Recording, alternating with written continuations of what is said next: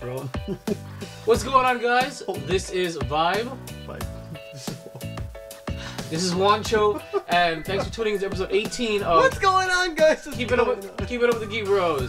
Why do you have that jizz mask on your face? I look like burn victim vibe because of a long story. You look like a tropical spermacetoid. Thanks. On the menu today is the key lime frozen margarita mix. Courtesy of yours truly, with a little bit of organic sugar on the rim. It's strong and it's probably disgusting because I had this on my face when I made this. Try it. Okay, I'll try it on air. Anyway, thanks for tuning in and check out all the goodness. MovieGeeksPC.com, iTunes, Google Play, and begin.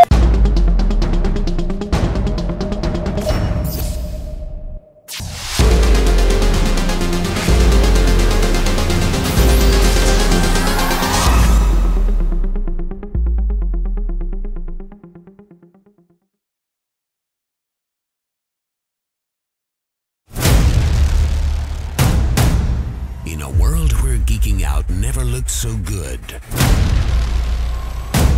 two incredibly sexy men will rise for your auditory pleasure.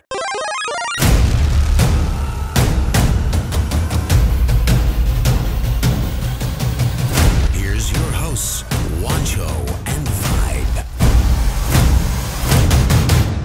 Keeping up with the GEEK BROS.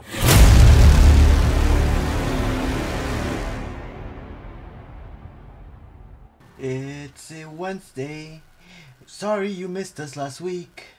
Vibe was going through some emotional pain. Vegan life is not the same for him. He's meatless, and you must understand. Meatless. What's going on, guys? What's going on? This is Juancho. This is Vibe. This is episode numero 18. We missed a week because Vibe has been going vegan and he's been going issues, and that's got nothing to do with it, then, okay? Things happen. We canceled one day and then we rescheduled, and then Juancho couldn't do it because he had, family life or whatever it is he claimed, and so we just basically ruined our 17-week streak, 17 weeks in a row, and we skipped it. But let's be honest. Wednesdays are podcasts, and you couldn't do it. What was my excuse again? I forget. A football game. That's true, but there really was, okay? Joey Fire had a football game, and I had to take him there, and it lasts forever. Vibe has a mask on that looks like he's a spermacetoid. That's okay. For those of you that are listening and you should be checking this out a week later. But if you look at my face, what I've got is a Yes Coco face mask on. So in segue from the fact that I had to cancel the podcast recording on Wednesday, my son also, Joey Fire, had another another game on Saturday. Now, it wasn't a very hot Saturday, but what happened was that I was sitting in the bleachers and the sun was overhead and I was wearing sunglasses. And even though I didn't feel the heat, my face got sunburn damaged to the point where I took off the sunglasses and you saw the outline of the non-tanned sunglasses on my face. My face is peeling, it is burnt, and it hurts. So, on that note, Juancho was asked to get me an aloe vera cream, and instead he brought me this coconut mask, which is tingly, burning, and it feels like somebody basically put a whole bunch of antiseptic wipes all over my face. You smell very coconutty. I smell delicious, yes. So, before we get started, continuing, Juancho didn't let me cook today, so on the menu, if you're watching next week, which you should be, YouTube, whatever, I made the frozen key lime margarita mix from a leftover margarita mix that I got from Key Largo. So you're actually looking at the fruits of the labor, and it has a rim of organic sugar. Yes. Juancho, let's take a moment, let's sip it. I've been sipping. I don't want to sip anymore. Well, we'll sip it again. Okay, well, sip it and tell me what you think. Oh, it's sour. It's so sour. That tastes better than the first time I made it. I won't even lie to you. This is not very good. I'm not even gonna lie. It's not very good, but it's better than the first one. The first one I made was terrible. So, cheers to those that are watching on YouTube, and cheers to you for listening to us on WeBeGeeksPC.com, VibeRevStudios.com, or iTunes, Google Play.com, Google Play.com, and Stitcher.org. So, Juancho, you got a question to ask me. What's going on with your life, bro? Oh, how was your weekend? Very good. Chilled. Awesome. Oh, actually, awesome. and I worked on my midterm. Okay, very good, very good. For me, again, I already told you guys, I got severe sunburn damage all over my You face. want to tell them how you're back to actually working on the studio stuff? Oh, and yes, if anybody watched the two-part special, back behind the scenes special, this mask is falling off. The two-part special of Dan Harmon and Justin Roiland for the their rise of Rick and Morty.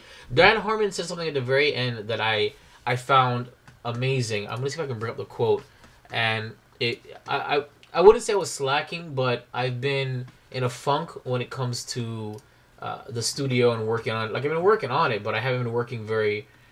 I've been ruining your glory on Facebook recently. Yes, you have been ruining my glory, but where is it? Where is it? Where is it? Look at the comment. Hold on. For I know. Juancho's comment. No, yeah, Juancho's comments. Juancho's is a dirty, dirty boy. He's a dirty man. So dirty. Dirty. See, look, that was before. That was the day. We're actually looking at my Facebook. I have a video on Facebook just before. Oh, look at you trying to be cool see? with your sunglasses. I'm very cool, very cool. But those sunglasses is what caused the outline on my face and, you need some Oakleys in your everything life, that was exposed. You see, look at all that sun blasting on my forehead. Look. Do you even Oakley, bro? Okay, do you even... There it is. So Dan Harmon said, and it galvanized me. I got up and I started editing. He said, be yourself. Work with your friends. Don't tell jokes that don't make you laugh. Don't tell stories that don't make you cry. And everything else will come out in the wash. That's Dan Harmon. And I read that and I said, my God, that's basically what the Vibe Studios is. There's a bunch of friends hanging out, making good content, producing it, or having a good time. So it got me back into it. So that's what basically happened for me over the weekend.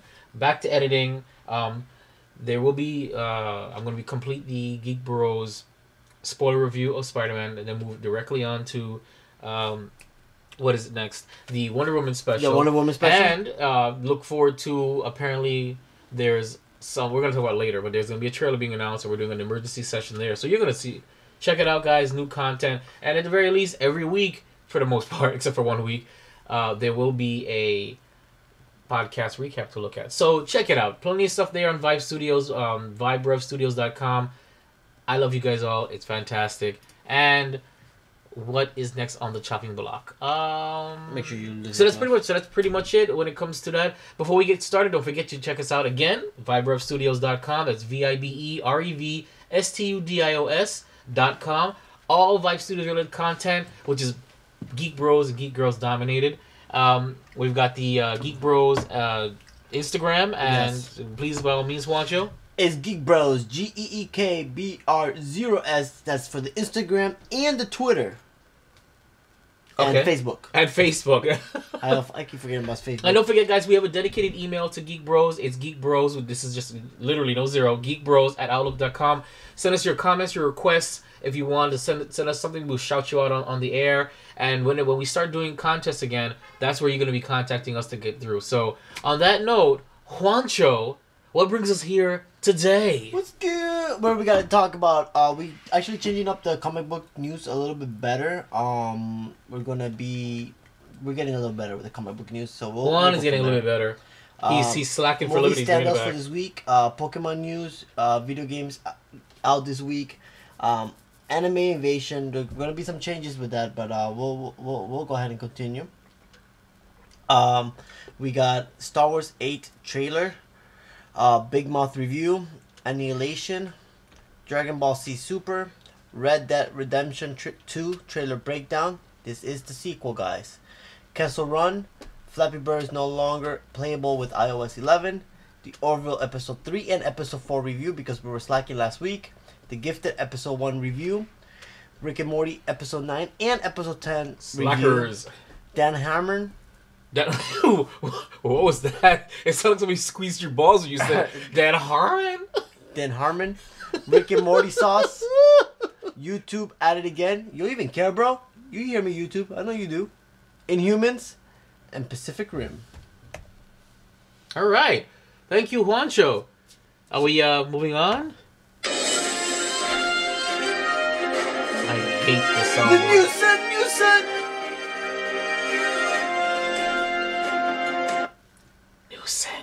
I think you want me to get a new song for the new scent. I do, but I like the whispering at the end. New scent. Of course, I don't know if you guys ever noticed, but that whispering of new scent, it was inspired by Rick and Morty episode. The episode where where the father was kicked out, and you heard somebody whisper, "Loser." So that's where I got that from. Just so you know. All right. So this is how we're gonna start doing the format for the comic book news. I'm gonna read off the comic books. We're only gonna stick with DC and Marvel. Anything extra that is not DC or Marvel, we'll mention if it's worth mentioning to us. But if not, oh well. Starting with Marvel, out this week, October 4th, all new Guardians of the Galaxy issue number 11, The Astonishing X-Men issue number 4, Avengers issue number 672, Black Bolt issue number 6, Darth Vader issue number 6, Hawkeye issue number 11, Iceman issue number 6, Iron Fist issue 73, Jessica Jones issue 13, Journey to Star Wars The Last Jedi Captain Phasma issue 3, The Royals volume 1, Royals issue number 9, Spider-Man issue number 21, Spider-Man and Deadpool issue number 22, Spirits of Vengeance issue 1, Star Wars issue number 37, Thor vs. Hulk, Tomb of Dracula the Complete Collection volume 1, Venom issue number 155, Venomverse issue number 5, Werewolves by the Night the Complete Collection volume 1, and X-Men Gold number issue 13. Out of Marvel, the books that we going to review is Phasma and Darth Vader. So we're gonna start with Phasma first. I know at Vibe has been read the audiobook, and we discussed it a little bit. So the book 2 and 3 takes them right after we finish with book 1, as she's chasing the guy that supposedly saw what happened. The security recordings of her bringing down the shields. Yes. So there's they get to the place, and they're chasing down the guy, and it turns out there's a village that needs help from this monster thing. So we get to see Phasma, but it turns out it's not really Phasma. Phasma continues hiding her face. So that is actually Phasma inside that costume. So she keeps hiding her face again. Here's my problem. You see there's a bulge by the crotch? Are you sure that's Phasma? Yeah, that's Phasma. Okay. It looks like a male appendage, but then she's like, while she's climbing this mountain trying to get to the top where she's gonna be fighting all these little weird aliens, there's a flashback of her climbing the same mountain as a child. And that's baby Phasma. So wait, is she on the planet that they showcased in the flashbacks in the Phasma book? Lapros? Something like that. Yes. She's back on her home planet? That's Lapros. It looks like that's her home planet. I'm not 100% sure, but she's on a planet called Lapros or Luprus. I don't think... Wancho! Sorry, we only need it for the For the what? For the soundboard and the Pokemon, and that's it. Okay, why is that? I want you to explain to our audience right now, why is it that you cannot have a fully charged battery when you're using... When you look at... He has to take a sip before he answers. I like you to explain why you don't have a fully charged battery. Bro. When you come do this. Bro. You know what the podcast is. Things happen, bro. Oh, yeah? That's what you have to say? Things happen? Things happen. Juancho, he avoids I forgot to read one more issue. Well, I'll read about it next time. Anyway, the next issue, I enjoyed the last two Captain Phasma books, so that was great. The next book, Darth Vader, number 6. We see Vader fighting the Inquisitors. Turns out that Palpatine actually goes to Vader. It's like, the Inquisitors were a little thing that I created to hunt down the Jedi. So they talk a little bit about it. So what you trying to say is that Vader was not privy to the start. Mm-hmm. He was just kind of informed and said, "Hey, by the way, this is what's going on." Yes. One of the missions was that he was supposed to go. He went to the Jedi Temple to get some archives. Yes. And that's where he fights the Inquisitor. And the But why does he fight the Inquisitor for? Because he just felt like fighting him. There was so much anger in his life. No, seriously. What was the motivation for why he decided to fight the Inquisitor? He fought the Grand Inquisitor. The Grand Inquisitor, yes. Okay. He fought the Grand Inquisitor. Why? He was there, and he's just like, what are you doing here? And I'm going to destroy you. Who said that? Oh, that's what Vader said to him? Yeah. Just like that? Yeah, and they fought. I have to watch. They fought, and what happens was at the end of the thing, the Vader actually beats him, because before the process happened, is it Bacta tank or was it Bacta tank? Bacta tank. So Vader's in the Bacta tank trying to recover from the wounds that he acquired while he was trying to get his Sith saber. So Palpatine walks in. He's like, this is a beautiful weapon, and then he looked into the armor and he kind of groaned like, he's like, what? He's like, you need to make your armor into your own since you're such a great engineer. So that's where you probably see such different alterations of Vader's armor. So you're saying that Palpatine encouraged him to upgrade his armor or to make his own? Yes. That goes against what the lore. From what I understand, the lore is that Palpatine purposely made his armor inferior just to as punishment and to keep him from ever overthrowing him and making him weaker. That his armor made him even stronger. Huh. Because he said that's why he fought the Inquisitor, because he was testing out the armor. Right, but and then once he's like, oh, I'm just testing my armor, he released the strength of the armor that gave him the strength. Okay. And beat the crap out of the Inquisitor. So to a point they said that the Palpatine's like, stop, no more fighting. You could have killed me. And Palpatine goes, you know, just takes them and goes into where the other Inquisitors are and explains to them what they're doing there and what their purpose is. I think they're retconning something here because that doesn't make it that. Remember, this Vader book is supposed to change everything the way you thought of Vader. Okay, then okay. Well, Vader and of course the Emperor. So yes. They're retconning the idea that the Emperor basically put him in something like that to as punishment and to stagnate his ability. So I'm now really interested in where this is going because they're changing the lore a lot. Is that? I was gonna say why is there a Batman signal in the Darth Vader comic? So that's for Marvel, guys. Check out the books if you have any this week. Hey, contact us. Why don't you guys email us if you're following the Darth Vader comic? Let us know how you feel about the change in the lore because there actually are changing a lot of the pre-established ideas of Darth Vader and of the Emperor. I want to know how you guys feel. I'm feeling a little kind of like, like what does this really mean then? Because at one point I thought that you know the Emperor didn't care much about Vader at all. Now all of a sudden it looks like maybe he really did care about Vader. You know, as more than just a pawn, you know. So it's kind of weird. Well, in one of the scenes for the Vader book, Vader goes, "Oh, why do you have me fight the Grand Inquisitor? Do you and if you send me there so I can kill him so he can take position?" And he goes, "Why would I send you to a fight? Do you think you would have lost against the Grand Inquisitor?" And Vader goes, "No." So then he goes, "Exactly." Interesting. Very interesting. Yeah, so definitely please contact us, geekbros at outlook.com. Let's have a dialogue. I would love to hear what you guys have to think about any of the topics, but specifically the change in the lore of Star Wars is what's going on, what they're doing with it. Do you like it?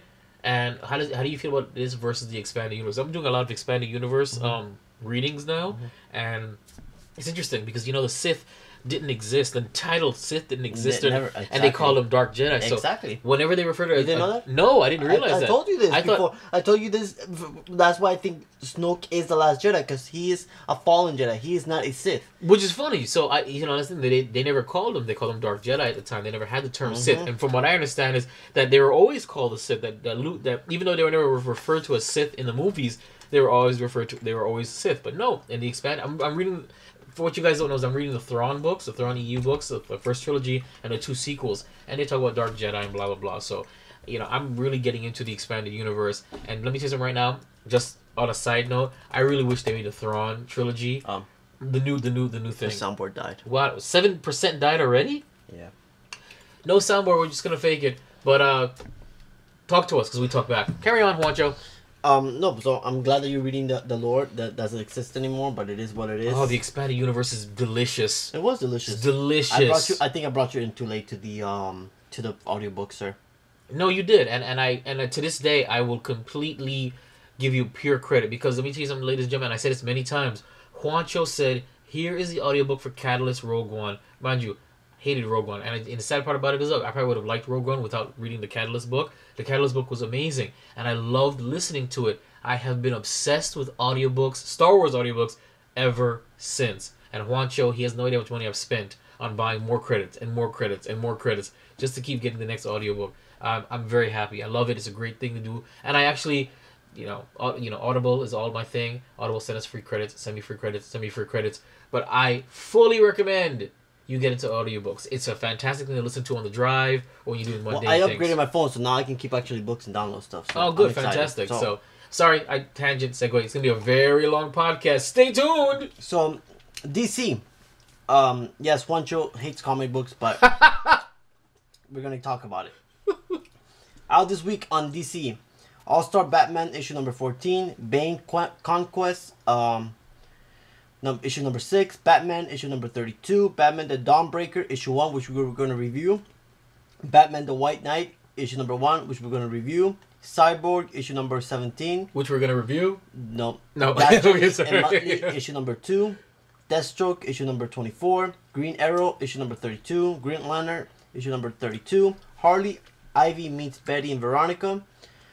Yes, that's from like those books that you find at Publix. Okay. Yeah, those comic books. Harley Quinn, issue number 29, Justice League, issue 30, Nightwing, issue 30, and Superman number 32. The books that we're gonna review real quick, and I'm just gonna do a quick review on them. I didn't really much like the Batman the White Knight. I'm really confused. I'm gonna have to read it again. I'm really confused by it. But the one that I actually want to emphasize a little bit more is Batman the Dawn Breaker, which was a really great book. It had a weird take on the Green Lantern and Batman. This Batman was actually Green Lantern. Okay. This Green Lantern is, you know what the Green Lantern's power is. What is their power? Is it fear, willpower, or strength? What is their, where does the ring get from? Willpower, correct? Will, it's will. Yeah, green is the power of will. So, the ring is not supposed to be lethal. You can't kill anybody by telling the ring kill somebody. That's error in the code. But if you have enough willpower, the willpower will break the ring, causing it to not listen to you to have any more rules. Wow. So this is what happened in Dawnbreaker. So they bled the Green Lantern? Exactly. Ah, you get what I'm saying? Okay. So he actually destroyed the ring by using its willpower to the max and forcing to kill somebody. Now which Green Lantern is this? This is Green Lantern Bruce Wayne. Batman, Green Lantern. When? Wow, what? Yes. Okay, interesting. There he is. What? Oh. Showing a picture of Batman, Green Lantern. How did he get the green? Okay, maybe not even ask. Did they explain how he got that, or this is just some alternate universe? Alternate universe. Okay, cool. So then all the Green Lanterns at one part appear, and they're like, "You need to stop. You need to return the ring." He kills them. What? He kills all the Green Lanterns and rips the head of one of the the gods, the leaders. He rips the head off of it, and you see the blood everywhere. So what is it? DC's mad because Deadpool kills is so cool? Is that what it is? I gotta read that. I want to read that. Don't show me any meat, okay? He is so rude. Vegan life forever. By the way, I can't maintain this vegan thing until November. I can't because Santa's enchanted forest. Santa's enchanted. You know what? I'm sorry, but I cannot wait. You're ruining my ability to get my roast from Dark Flex. Okay. Dark Flex can make. You guys made the roast last time, and I sat there. No, but this time you got to join in. It's not the same. We're gonna get a 12 ounce. 12 pounds. Or 12 I will still chip in money for you guys to get the 12 ounce. I just won't eat any. Just make the tostones for me with that special pico de gallo. Bro, don't disrespect that sauce, bro. Okay, what was it? I have the sauce. What was it called? It's just a tomato paste. Pico de gallo. Carry on. I hate you. So yeah, those are the comic books out this week, guys. Check your local comic book store. I think my mask is drying up. We're gonna sign up for a weekly box at our local comic book store, which is it's a little closer than Tate, past, present, future. So we'll be signing back up again, and we'll be getting weekly comic books. So we'll be able to start reviewing a little bit more better of the comic books and reading them, and be able to get more in detail with you guys. Because I know we've been slacking on that, but we're gonna get better at that. Yeah, guys, we're actually putting a lot of effort into this podcast. We like we did in the very beginning. We got a little lax, got a little fun. I mean, still a great podcast in my opinion. Okay, if you don't agree, well, it's none of your business. But yeah, we decided to tighten up a little bit. We're gonna get a little more strict and a little less. You know, we're gonna stop making excuses. Basically, is what I'm trying to say. So hang in there, and I hope you like that. We're gonna go back to form a little bit shortly. Movies out this week: Blade Runner 2049. You know, Harrison Ford is signed up. I think he signed up to do all his movies again and bring them back to life. I read a quick article that says yes, that he is on some kind of thing where he's gonna go to all his old movies and he's gonna start reprising his role from all his old movies, and which he's done. Indiana Jones, Harrison Ford, Han Solo, and but this Blade Runner movie looks really good. It does look good. It makes me want to watch the thing. I was considering talking to you. I guess I'll ask you on air. I was gonna say let's go see it, but let's do a two-parter. Let's watch the original Blade Runner. I actually want to see the Blade Runner original. Can we watch the Blade Runner? Because there's the director's cut though. Can you watch the director's cut of Blade Runner? Go watch Blade Runner and then do a two-parter. Yeah, sure. With Geek Bros. That sounds pretty cool. Fantastic. My Little Pony, the movie. Darflex has been excited about this. He's a brony in heart, so he's so excited. He's so excited about that. We don't judge you, Darflex. We don't judge you, okay? You the man, bro. You the man. Flex that out. Just flex the pony out. Did you guys know that he has a My Little Pony tattoo? It's on his lower back. Oh yes, sexy. Is. We've seen it. It's a rainbow. It's a Star Rainbow Wars Dash. Celebration. Rainbow Dash. It is Rainbow Dash. Okay, Rainbow Dash. Okay, Rainbow Dash. Okay, and the word bubble over it is oorah. So. So yes, we got really close at Celebration, guys. Watch Celebration. Great line of videos. Shameless promotion. So that's it for the Pokemon for the movies. Because the soundboard ended, I decided that I'm still gonna be able to do it. How the heck did you do that? Pokemon. Squirtle. Charmander. Pikachu. New set. So Pokemon news, guys. Pokemon news. One more month till we are able to see Pokemon I Choose You, the movie. We are counting down, just like we're counting down the times for Star Wars. We finally got a trailer dubbed. Vibe, do your thing. Are we doing a trailer review or a trailer breakdown? Let's watch the trailer and we'll break it down. As we do. Trailer breakdown. Trailer breakdown! Woo! Time to go into our childhoods, which Vibe didn't have. So you're the last of the 4 young ones starting out on their journeys today. Okay, so far, I assume that's Professor Oak's voice? That's Professor Oak's definitely voice. Not his voice. What we see is Ash running out of a house entirely in Pallet Town. Like he did in the beginning. He did? Yeah. Man, I need to go back to my childhood is a blur. Okay. Being a second late for a train or even a Pokemon can be life-changing. Does that mean I go on my journey without a Pause Pokemon? it. Okay, We're looking at now the way that the original Pokemon, if you remember, or you probably don't remember, it was only 3 Pokeballs. It was 3 Pokeballs. But you didn't have the design of what you see now. You had the nice fire, the leaf, and the little turtle exactly. shell. This is actually in detail. Nice. So what they have here is we're looking at 3 pods. One looks like the Bulbasaur, one is Bulbasaur, one is Charmander, one is Squirtle, and we have Ash talking to Professor Oak. This is a reimagining of the first episode where he gets to choose his Pokemon. Carry on. Well, there is another. This Pokemon is called Pikachu.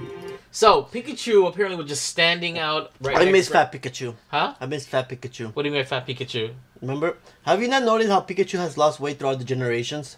Has he? I haven't noticed. The beginning Pikachu was fat. Even the joints was fat. He looked like Pillsbury Doughboy Pikachu. Now he's slim and tendered. Well, did you say tender? Yeah. Man, you really do want that roast, don't you? Flex, get on that, man. This guy's getting the meat sweats. All right, carry on. Hi, Pikachu. My name's Ash Ketchum. You and I are going to be best friends. There he goes again. Okay, so Ash. Oh my God, sorry. So Ash picked him up, and he was upset, and he shocked him. Just like in the beginning, Pikachu was hated Ash. Very true. But I hope they explain, where did Oak get this Pikachu? I don't think they're going to explain it, but keep playing. Okay. Oh, excuse me, you little prick. But I want to get to the part with okay. the Fury. Oh, you missed it. I did? Sorry. Wait a minute. All right, there we go. See the Fury part? Oh, the Pharaohs.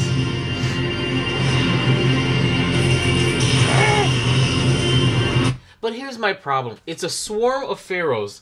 And he's an untrained Pikachu. Why is he so strong? Why is Team Rocket always trying to catch Pikachu? Because he's a really rare type of Pikachu. He's really strong. He's always been strong. He freaking beat Onyx. How do you beat Onyx? He's freaking lightning. Well, he beat Onyx because the light, the sprinklers came down, and he. Other than that, he would have not beaten this Onyx. That's what I'm saying. I don't understand. This Pikachu's amazing. He's but there's got to be but the lore they have to explain it. If you know why, let us know. There's a ho-ho, and it actually looks like the real Pokemon as opposed to what it originally looked like. I didn't know he got a leaf. Oh, I like this take. Oh. Pikachu, Someday we'll both meet that Pokemon. So originally, when they saw this Pokemon, it was all gold, and we didn't know what it was. And eventually, they brought it out and they told us what it was. So many ho-hos up there. I remember when it was. What was it? Pokemon. 2000. No. Pokemon. Which video game had that ho in it? I think silver. I think it was gold and silver. I think it was gold and silver. And when it came out, it was gold. It was gold. Yes, gold and silver. When they came out, okay, and Ho-Oh was one of the Pokemon. We were all so excited because they finally put a face to the Pokemon that Ash actually saw and that we never understood. And it was never even listed in the Pokédex. So I was really excited about that. The legend says the Rainbow Wing will guide you. We've got to get moving and find Ho-Oh! When did he get a Lapis? You want to come along with us? You're too soft. Remember, might makes right. Okay, let's hold on now. He didn't have a Lapis until the Orange Islands. Yes. So where did that come from? And you don't have this sixth generation Pokemon. Exactly. This is from Sun and Moon. They also showed some kind of This is Sun and Moon. This is Sun and Moon Pokemon. This is the evolved version of the cat Pokemon. I forgot the name of the Pokemon. Why? Why are they doing that? We'll have to wait till November. There's a lot of questions. We'll have to wait till November. Okay, all right. Let's carry on. Let's get an alternate universe. That's it. Exactly. Pokemon alternate universe. All those Butterfrees. Yo, that Butterfree. Hold on, pause it. That Butterfree episode hit me, bro. That was one of the saddest things ever. That thing hit me, bro. And it hit me as a child. I was like, here's the thing, I still watch it to this day. I still tear up. We were dying. He had a Caterpie. It sucked. Then he turned into a Metapod almost immediately. He had that Metapod forever. He had that Metapod forever. Why is it that once he got it into a Butterfree, you let that thing go? That Metapod lasted forever, and he sucked too. He was so funny, Metapod. But this thing that I really teared up when he let it go. He did. It was really sad, really sad. Let's carry on. Let's go, Pikachu. What's way out there? You never know. Wait, hold on. Wait a minute. Did you see? Is that a That's Sea Queen, Sin Queen. With the fighting Pokemon. The fighting blue Pokemon. What is going on? I'm so confused. Listen, they're messing with this. This is the Kanto region. The Kanto region only had 150 Pokemon. Okay? No, but you saw one of the cats are in there? Never know. Who is that? What are you doing? And as long as my buddy's with me, I can go anywhere. Wait, a ghost Pokemon?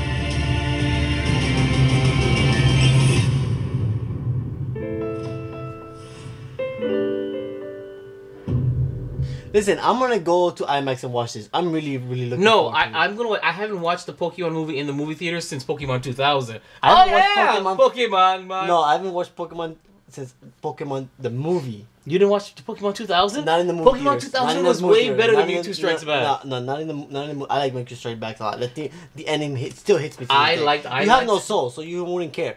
Dark Flex. Hold on. This fool just said, I have no soul. You know what? I got your soul right here. But yes, we are looking forward to it. We're gonna watch it. We're gonna review it. I think that we should do a crossover with the Childish Critics. We should. I think it'll be awesome. So look forward to the Childish Critics crossover. Theo Star and Joey Fire will be crossing over with the Geek Bros, and we're gonna go see Pokemon. I choose you IMAX, and we're gonna have a good old time. So as we talk about souls here, the Pokemon Company announced the Pokemon Go will announce again a celebrated Halloween with an in-game event.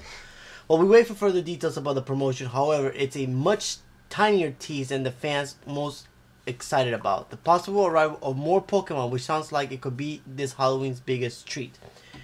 This article's coming from Polygon that there is always a Halloween event. Last time Halloween event was you get to catch more ghost Pokemon, and it was only 3: Gengar, Hunter, and Ghastly.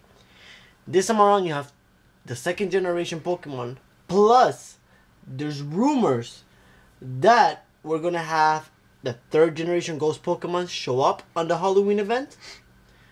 That's pretty cool.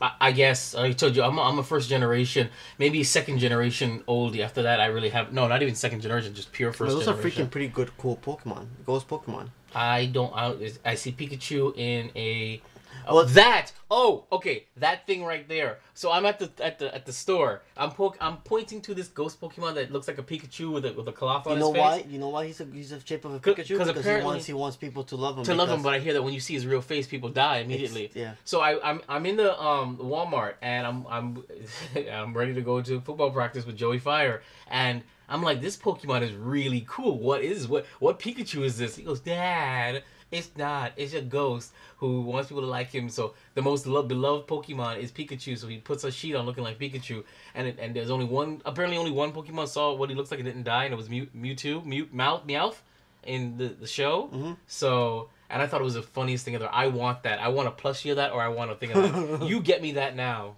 Yeah, so that's the event for Pokemon this week, guys. Check it out. Hopefully, you will enjoy it. We are excited about. Moving over to negative. So, guys, ladies and gentlemen, I found me a mobile Pokemon game that I enjoy. Oh yeah, okay. To talk. But hold on. That's part of that's goes with video games. Can I finish? Hold on, bro. That's Pokemon news. That's what I was trying to tell you earlier. Video game news goes with video game news. Pokemon Duel is video game. Pokemon Go is a Pokemon. We're gonna. It's part of the Pokemon news. That's what I was trying to tell you. See, you didn't let me do it. So I found myself a mobile game that I like. Okay, and it is Pokemon Duel. I don't know if you guys are playing this game. I only randomly saw a commercial of it somewhere. No. Explain where you saw Pokemon Duel. Where did I see it? The podcast. No, we read about it on the podcast. And I told you to download it, and we actually downloaded it right there and then. We did not. We did not download it right there and then. I didn't even care about it until, and then I saw a commercial for it, and I said, wow, this is a lot of fun, or an ad on YouTube.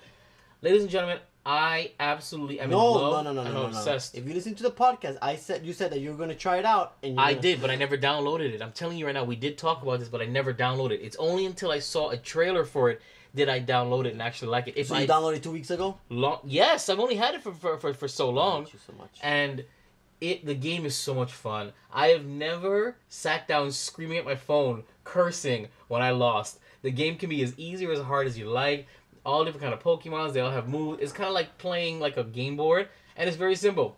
It's a game board. You have your goal post and their goal post. Your job is to get one of your Pokemon onto their goal post. Sounds boring, right? Nope, there's skill involved, there's hopping around, there's rotating battling, so each Pokemon has a different battle with a different grade, and then it's turn-based, but instead of you like just choosing your attack, it's a spin wheel. You know, like one of those spin wheels that you get at a carnival, and you can either miss or you can get any different kind of attacks, and Is it? Yes, he's looking at it right now. I'm not doing it justice, guys, but it's an amazing game. I have a lot of fun playing it. It is trumped the Star Wars Forces of Destiny or Star Wars whatever I've been playing as my new Pokemon game. Downloading right now, so it is downloading right now. Alright, so we're gonna be playing Pokemon Duel. So today, and I'm gonna tell you right now that I'm gonna duel as soon as Juancho catches up. I'm gonna duel him and we're gonna fight, guys. I recommend the game. It's a free game. There is in-game purchases like all games, but I haven't played this. I haven't purchased a single thing on this, and I'm having a blast. It gets a little harder, but it is a lot of fun. It is GEEK Bros. It is Vibe approved. You know me, man. I'm not about that Pokemon life anymore. But this game, amazing. And check it out. As we continue in the mobile games, Super Mario Run update has released some fun games. You get to unlock Daisy after you beat the 30th level of Super Mario Run, and you also get a star level as well. So check that guys out if you guys have any on iOS or Android. Are you still playing that game? Yes, I have it downloaded already. No, I know you have it downloaded. I downloaded it too, but I haven't played it. Remember, you had to buy it. You only get the first level, and then you have to buy it. So I bought it actually. Did you? Yes. Best $10 I've ever spent. Sucker. Video games out this week. I hate you so much. Battle Chasers Night War. Concept Revolt on October 3rd. Forza Motorsport 7 October 3rd. Detention October 3rd. Okay, sorry. Let me start that again because I didn't even read the name of the video game systems. Battle Chasers Night War October 2nd on Xbox One, PS4, and PC. Concept Revolt October 3rd on 3DS, and that's it. Forza Motorsport 7 October 3rd on Xbox One, PC. Detention October 3rd on PS4. Dragon Dogma Dark Horizon on PS4. Lovers in Dangerous Space Time. Batman The Enemy Within on PS4. Expand on PS4. The Hunter Call of the Wild PS4. Jige on PS4. Mystic Bell on PS4, WRC7 on PS4, N++ on Xbox One, October 4th. The Hat Time, PC, PS4, Xbox One. Stardew Valley, Switch Edition. Axiom Verge, Switch Edition. Vorger the Viking on Wii U and Switch. Tumblestone, October 5th on the Switch. Earth Atlantis on the Switch. Mario plus Luigi. Superstar Saga plus Browser's Minions on 3DS and Switch. Layton's Mystery Journey, Catriels and the Millionaire's Conspiracy, October 7th on 3DS and Switch. I think that's 3DS as well. Oxfree on the Switch. And Save the Ninja Clans on the Switch. Layton's Mystery Journey has been one of my all-time favorite games that you play on the 3DS. I'm pretty sure you've played one of the Layton games. That I absolutely know that you love that game. I know that's your most favorite game in the world. I hate you so much.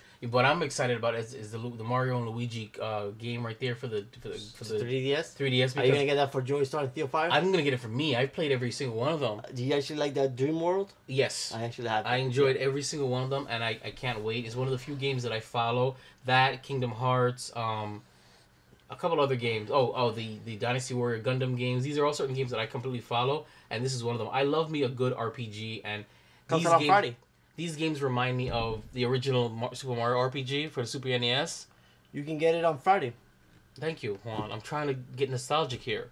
You have no childhood. You little prick. And, of course, Battlefront. Can't wait for it to come out. It comes out on the 11th. I heard Flex said that the beta is out. I didn't see the beta yet, but I'm pretty sure it's out already. Okay. Anime Invasion news. Vibe Arrowverse review replacement for fall. Do you think? Okay, so basically, alright guys. So the Anime Invasion, which was an idea that I had, which I haven't really been following, where I would watch one new anime and review it, because the Arrowverse is returning for the fall season. That's Supergirl, Arrow, The Flash, and Legends of Tomorrow. I may do Black Lightning, but I'm not sure where that fits in the Arrowverse. I'm gonna start reviewing those episodes every week. So the following week, I review the episode that was last week. So I can't do both, or I won't do both. So I struck a deal with Juancho, where Anime Invasion will be the Arrowverse Invasion for the fall. For the fall, and then when it's off season, it'll be Anime Invasion. When it's on season, it'll be the Arrowverse reviewing. So check that out. I do want to quickly talk about, because Juancho did my homework. He actually watched the Neo Yoki Netflix series. We reviewed it last time. Juancho, I'd love to hear your thoughts on it, because I told you I wasn't going to watch it because I thought it looked stupid. And it was horrible. That's it. Wow. And that is the end of that, ladies and gentlemen. I'm leaving that the way it is. No, bro. But seriously, what was wrong with it? The story, the acting? The story, they're just so bad. Really? I really disliked it, bro. I really disliked it. I really was hoping for something else. I didn't but, like but it. Juancho, the trailer... After episode 2, the trailer didn't look very good. I didn't like the way it was looking anyway, so I wasn't surprised. So, that's a Juancho thumbs down for Neo Yoki, and guess what? Vibe will not watch it. He's not interested. He's going to move on with his life. So, with that being said, we're going to move on with our live and go to the open mic discussion. All right, guys. Very excited. Mind you, we're 41 minutes into it right now, and we are just getting to open mic. Ladies and gentlemen, this is going to be an extended podcast. We're catching up, so stick with us. Wait, it's going to be a good time. How are you going to just jump to that, and we're not going to talk about Mario's issue right now, bro? Where was it on the list? It's next to it. It says where? Pokemon. It says Mario Dinosaur Abuse. You went to Anime Invasion. Well, hold on. Don't give me a hold on. You said Vibe will do your thing. All right, so we're going to do our thing now, and we're going to talk about the abuse. Called PETA. Called everybody. Mario is abusing. Nobody tell Jilly Goods because Jilly Goods gets abused. She gets in her feelings. So does Dark Flex. Let's just talk about that. Dark Flex gets into feelings about. Remember the movie Dogs. But he wasn't against it. It was Jilly Goods that was against it. As well. He was against it because she's against it. Because, no. And because he doesn't want to be put in the doghouse. Okay, I would agree with my lady friend. Just let her be put in the doghouse.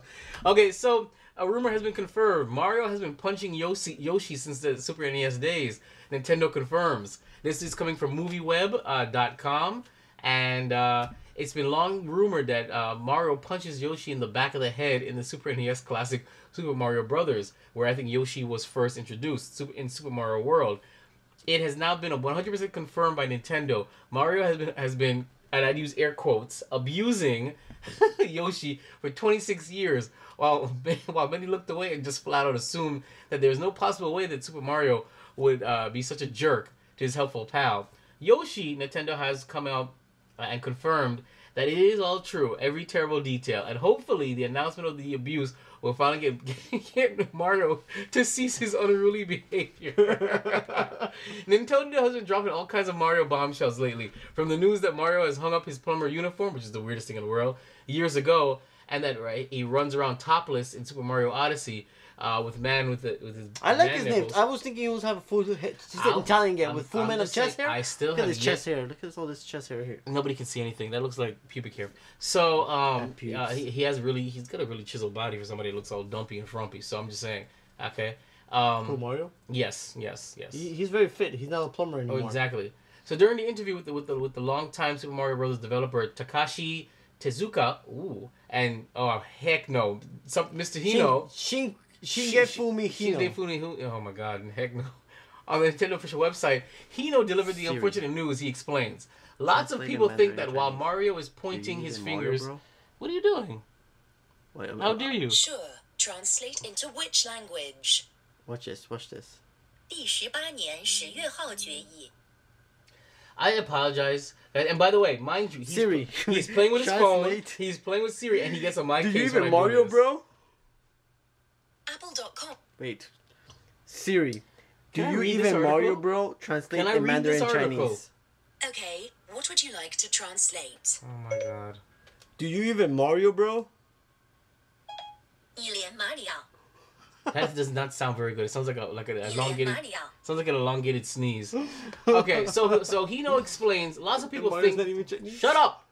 Lots of people think that while Mario is pointing his fingers forward, he's saying go, and Yoshi's tongue comes out. However, the setup that I drew was that when Mario punches Yoshi in the head, the character's tongue shoots out in surprise. What's more, there's an added pop sound. However, it seems like people would say poor Yoshi, so that's when it became that Mario was saying go. So Mario has been punching Yoshi in the back of his head to eat his enemies for nearly 30 years. That's abuse, bro. How do you feel about that? Poor Yoshi, man. Has he gotten a CAT scan on MRI scan on his head? That could explain his odd behavior in Super Smash Bros. And Yoshi World and why he stutters in the air like that. Exactly. Okay? It's PTSD. Okay? That's what it is. And I have a whole new theory now about the baby Mario stuff, because I bet you he's not really... he's probably kidnapping the baby. He's not saving them. Not saving them. So I'm just saying that... He's like, that bitch trying to hit me man all these 30 years. Let me kidnap your child. Makes me want to play the game right now and just keep hitting him on the head. You know? Yoshi! What the hell was that? That was Yoshi. It was him saying, but get your kids. As we move forward there, because he wants to keep hitting Yoshi in the head. Star Wars Episode 8 trailer, October 9th. So, it has been a widely rumored that the clip will make its debut Monday, October 9th in the US, or the early hours on Tuesday, October 10th in the UK. Wishlist. This has not been part confirmed by Lucasfilm, at least not yet. It has been claimed that something else will be happening around the movie at the same time. According to the Whispers Online, tickets for the film's first showing will also go on sale next week. So that means we need to get our tickets next week then, if the rumor's true. Yes, we will. A post on Reddit by King Nothing 16, which of course is unverified but gaining plenty of traction, reads, new trailer will debut during Monday Night Football on October 9th, and advance tickets will launch immediately after. So, what are we doing? What are our plans now? We're going to watch Football Monday here, and we're going to hope for a trailer. So, wait. I have to watch football just for a Star Wars trailer and hope for the best? You even football, bro? No, I don't football, bro. You have your kid playing football. That is true. That is true. He's right. I do football, bro. Okay, so the idea that we have is that Darflex, Garbanzo, the unnamed... Jay. Yeah, we'll call her Jay for right now. She doesn't have a name yet, but Garbanzo's significant other, Jay, which is unnamed. We gotta get a name for her soon. She'll be there. Vinay, myself, and Juancho are gonna be here at Vibe Studios hoping for a trailer, and if we are, we're going to have the camera rolling. You're going to get our initial reaction, and then a quick review that's going to be edited and posted up either that night or the very next day. I mean, I'm dead serious. This is going to go right up real immediately, and then followed by, of course, a Childish Critics review. But anyway, we're excited about that, and then we're gonna be doing our what? We're gonna be doing what? Our review right after. No, we're gonna be doing buying our tickets and stuff. Yes, right? we'll be doing that. Okay, that's gonna be huge, ladies and gentlemen. You know what else was huge for me this weekend? What was huge for you this weekend? I binge watched Big Mouth. So did I. So let's break it down. Sex ed, America's taboo, and why there's certain European countries where they actually show tits, boobs, to show kids, hey, this is what sex is. They used to do that. They used to, but now they don't. Because we become prudes and and violence is okay, but it really isn't. I'm gonna quote the show, and it was really funny, but it made me feel kind of weird about the show.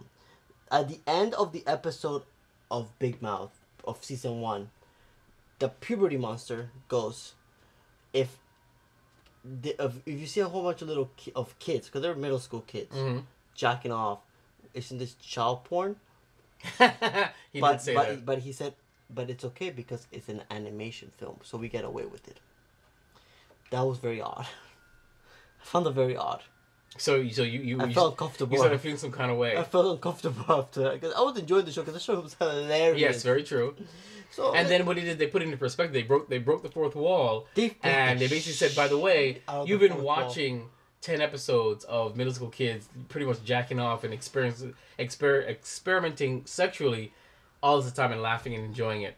You dirty, dirty, dirty slut. That's basically what they were calling us. Yeah. So I found it to be very, very interesting. And I enjoyed this show so much because if I would have had this show presented to me during puberty, I would have fucking loved it. Sorry for cursing, guys, but I would have loved it. I really enjoyed the show. It was a good show. It was very adult. And let's talk about the characters that remind us of the crew, okay? Well, let's talk about all the characters. Scroll well, back we have John Mulaney plays Andrew, Grandpa Andrew, and Babe the Blue Ox. Okay. Jesse Clean plays Jesse. Jason Mantzoukas plays Jay, Scrotus, and the guy Bill Sarian. Jenny Slate plays Missy. Maya Rudolph plays Hormone Monster. Diane Bathmat, Ghost of Elizabeth Taylor, Ghost of Whitney Houston. We're going to talk about that. Yes. Andrew Reynolds, Matthew. Jordan Pelly, Ghost of Duke Ellington. Freddie Mercury, Atlanta Santa Claus, DJ Cyrus, and Patrick Irwin. Fred Emerson plays Elliot, Ghost of Antonio Scalia, Bus Driver, and Stars. We're actually going to talk about that one. That episode with the deceased Supreme. Rich Kind Marty. Paul Bell Barbara. Kat Dennings Leia. June Diane Raphael plays Devin. Kristen Bell plays the Pillow. That's why her voice sounded so familiar. Kristen Wiig talking vagina. That is the only actress voice that I recognized was Kristen Wiig Paul as talking vagina. Plays Kurt. Mark Duplass plays Val. Mae Whitman plays Tallulah. Sag Woods plays Daniel. Ala Shaka plays Ron. I like her. I like her in the John show. Hamm plays the Scallops. Oh, he does. So. But wait, who plays the puberty monster? I guess she plays both puberty monsters. No, she does. But where's the other puberty monster? Oh, the other puberty monster. Where is it? Who play? Oh, there it is. That's who it is. Nick Kroll plays the Nick, the Hormone Monster, Coach Steve, Lola, Ladybug, Janitor, Nick Star, Joe Walsh, Coach Hormone Monsters, Ghost of Picasso, Ghost of Richard Burden, and Italian Stallion. Wow. So that was a mouthful. I'm moving my movie here. Okay. We're gonna talk about characters that remind us of the crew. I think you remind me of Nick. Okay, can you show me Nick again? That's Nick. Okay. You remind me of Nick Kroll. Okay. Okay? Why is that? I'm going to go from there. I remind myself of Andrew. Yes, because he does have a moment where you think he's gay, and I remember you had that moment, so... I hate you so much. And let's talk about Dark Flex. No, listen. Let's break this down. Let's start with Dark Flex first. Let's start with Dark Flex. And he reminds me of Jay. And if there's anybody or any character in this show that reminds us of someone that we know personally, Jay's character in Big Mouth is exactly how I pictured Dark Flex's childhood. Immediately. No doubt in my mind. I said it. I heard it. I saw it. He looks like him. The way he acts and everything. The way he acts. Let's talk about the scene where he's telling the kids, have you guys used the pillow? You warm some lentil bags. You put them in the pillow. So basically, and here's the thing though. It's genius. So he masturbates by having intercourse with a pillow. He puts a slit in the bottom of the pillow where a vagina would be. He warms two bags of soup. He puts it in a Ziploc bag, stuffs it in there, and then I'm rocking in my chair. He gets it on with it. And I said, that is something that JJ, aka Dark Flex, would say to us immediately. No joke. And he would say it with such confidence that you would want to try it. Okay? I almost took a knife to one of my pillows, and then I realized, what am I doing? I'm a 30-something-year-old guy. Okay? What's wrong with me? This show, the way that it portrays sex was really wonderful. It opened up a lot of doors that have been shut for a long time here in the United States about growing up, puberty. It's been oh no, you can't do this, you can't. This show broke all the barriers and everything like that. This is why this show has been so successful. I have not heard any bad reviews on it or people criticizing the show, and I hope they don't, because it's such a great show. It really is. You actually see a prescription about things that when you grow up, you can relate to. See, it's a comedy, but Juancho's taking it a little bit further, saying that there is actual educational value. There is in retrospect. Could you show a junior high school student kid this show? Not really. Well, not really. Not really. I mean, you could sit down with them and maybe discuss it with them. But for us maladjusted adults, in retrospect, watching this, we connect with it. We connect with it because that was us. We remember when this happened. We remember when sex was ambiguous. We know when we were kind of like wondering how we felt, what we felt, and why we felt it. Which is your favorite episode? Oh darn! What was my favorite episode? Because I loved it all. I really did. I loved it all. You know what I loved?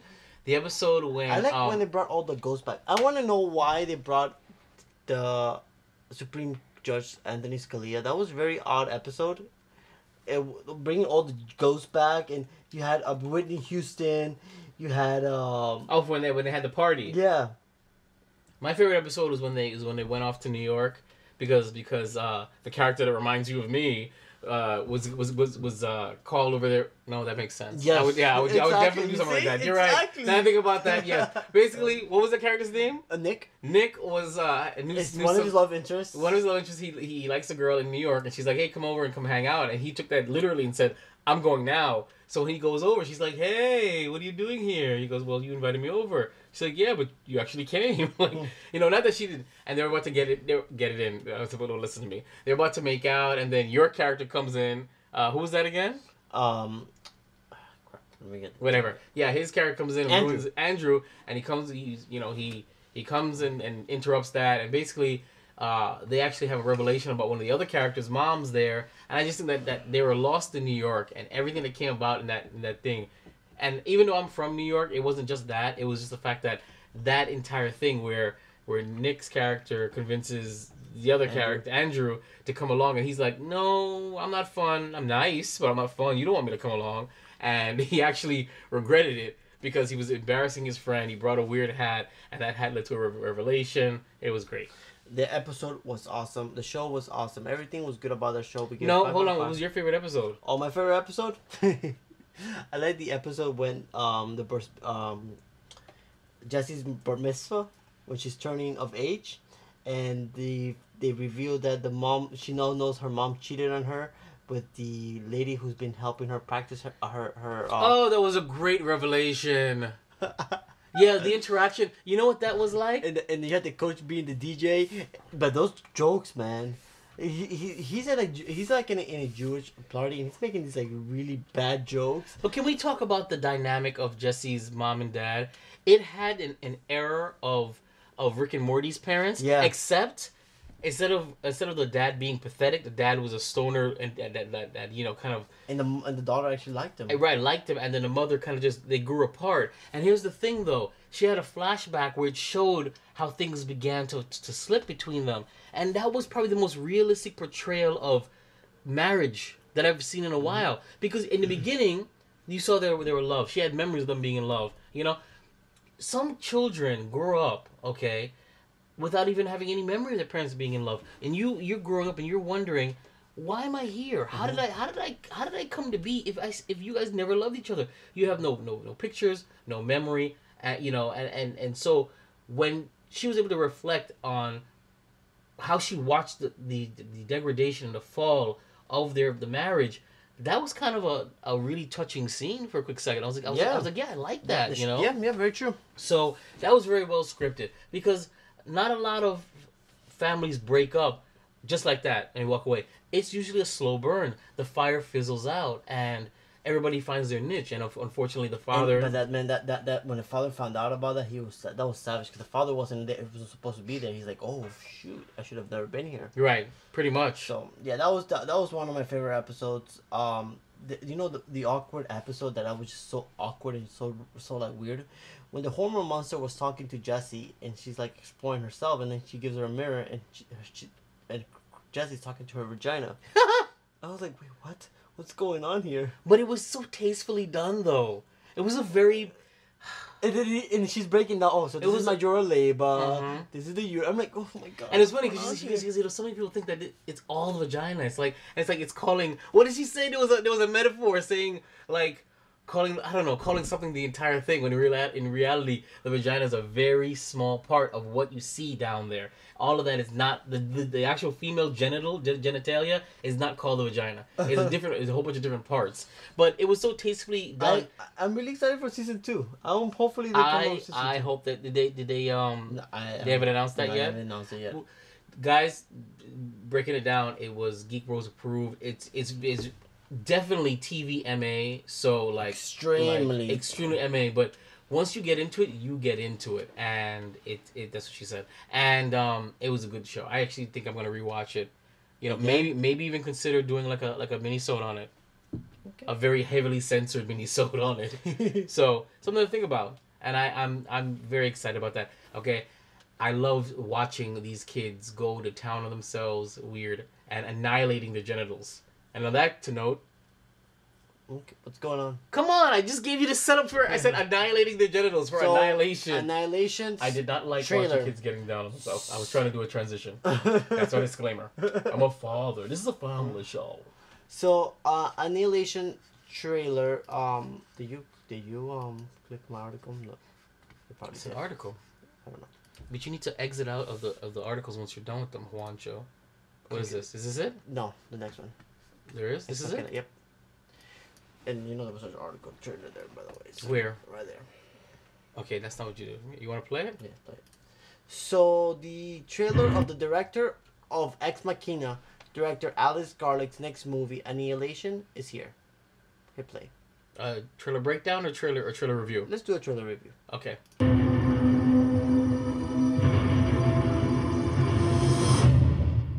Boo.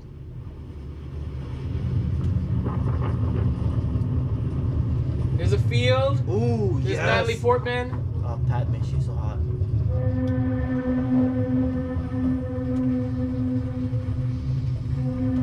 Natalie Portman looking tired. There's some kind of weird Gungan shield. She likes to go to Gungan shield. Yes, she does. Can you describe its form? Oh, it's a Marvel movie. No, it's not. Was it carbon-based? I don't know. Did it communicate with you? Wow. It reacted to me. You really have no idea what it was.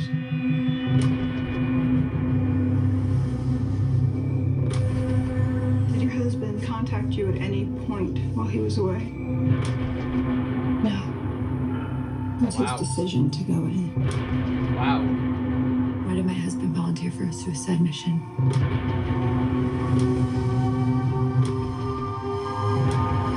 You have to tell me where he was, what he was doing.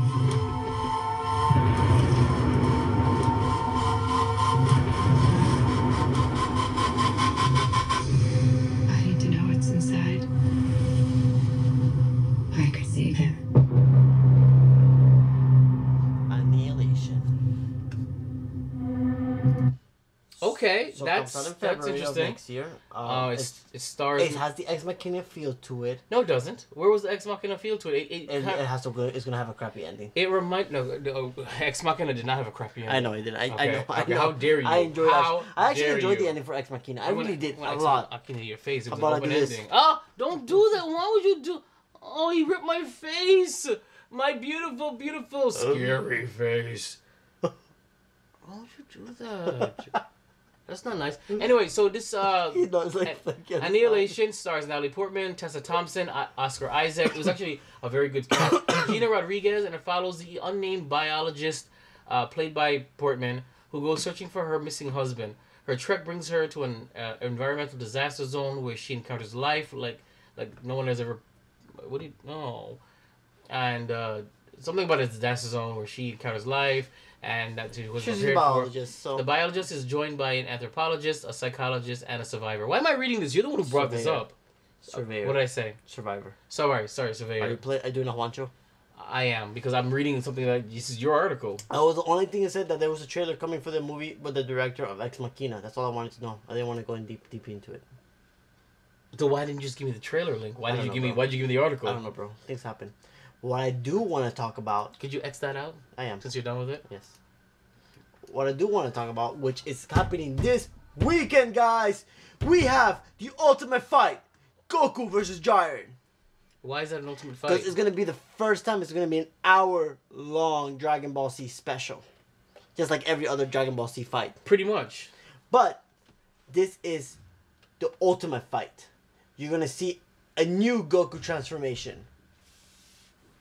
How many more transformations does he have? I mean, enough is enough already. He has a new transformation where Giant... Is this a movie? Like, who is this? Who is this person? Giant. It's this. Okay, so right now they're fighting universes. Okay, the universe, Earth 7, whatever. They're fighting for. If you lose your universe, your world. So this is where it's at. I haven't been cupping up much of the anime, but I will be watching this fight because this is a long-awaited fight. It smells really good. Oh my god, your face looks horrible. It does? It looks so burnt. You look so like shiny in certain parts of your face. Listen, the things that you do for football, for your offspring. For football. Don't say hey. So yes, I'm excited for Dragon Ball Z. Are you gonna watch it with me on Saturday night? I mean, we'll watch it, but I don't know what's happening anymore. I stopped following after the I was enjoying the movies, but then of course they did the new series and they retconned the movies. Yes, they actually did. And so I'm just like, okay, you know what? I'm done. So I don't know what's happening anymore. So you're gonna see a new Dragon Ball Z transformation, guys. Check out ASAP this Saturday. It's gonna be an hour-long episode. So do your thing, guys. Watch it, learn it, live it, and be with it. Now, during last week, we actually got a Red Dead Redemption 2 trailer breakdown. Do you need me for this so I can go check my face? No. Thank you, bye! I'm going to be hitting the play and I'm going to be talking through it.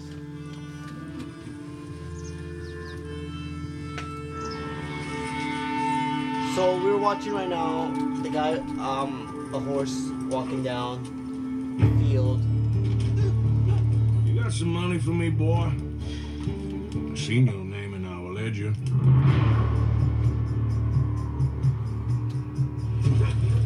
You're a wanted man, Mr. Morgan. Maybe when your mother's finished mourning your father, I'll keep her in black on your behalf.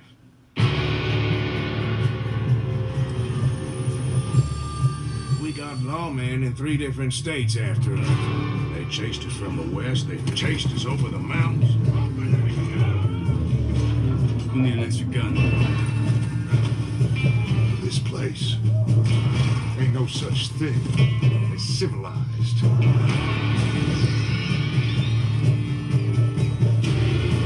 You're the only one of these fools that I trust. Where's our money? Do you have my bag? Always, Dutch. Product not yet rated. So, Red Dead Redemption 2. Spring 2018. You can pre-order it now. Check your local game store for it.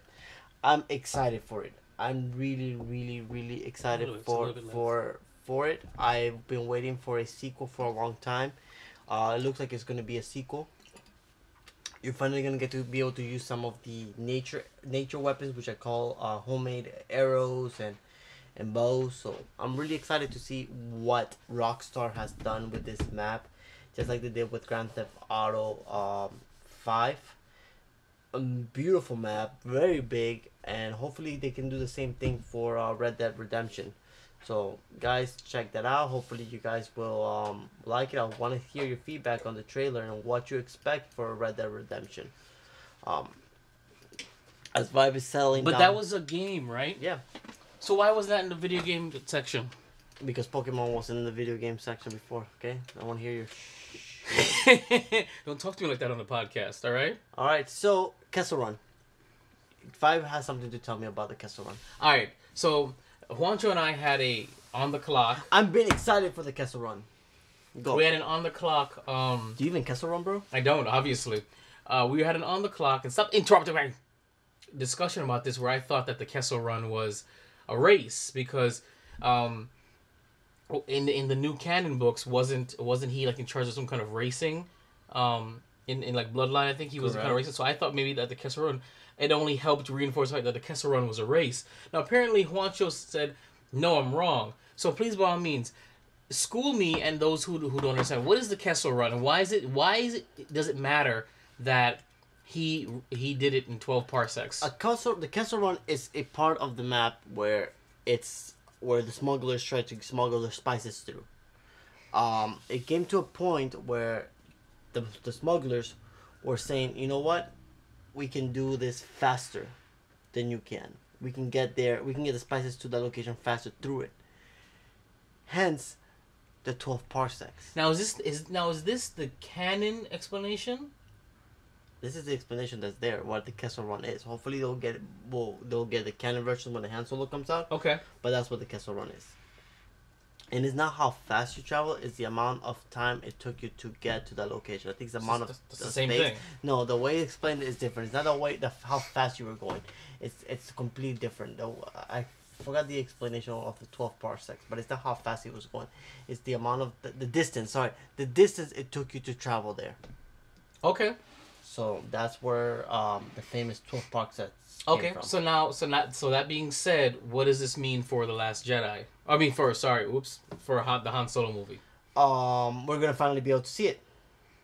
That's rumored. Would you like to elaborate with this entertainment.com? Entertainment.com says, can anyone translate for me? Howard's asked on Twitter. The image of a piece of crumbling ruins with 3 symbols carved into the stone, adding to the intrigue in the hashtag McQuire.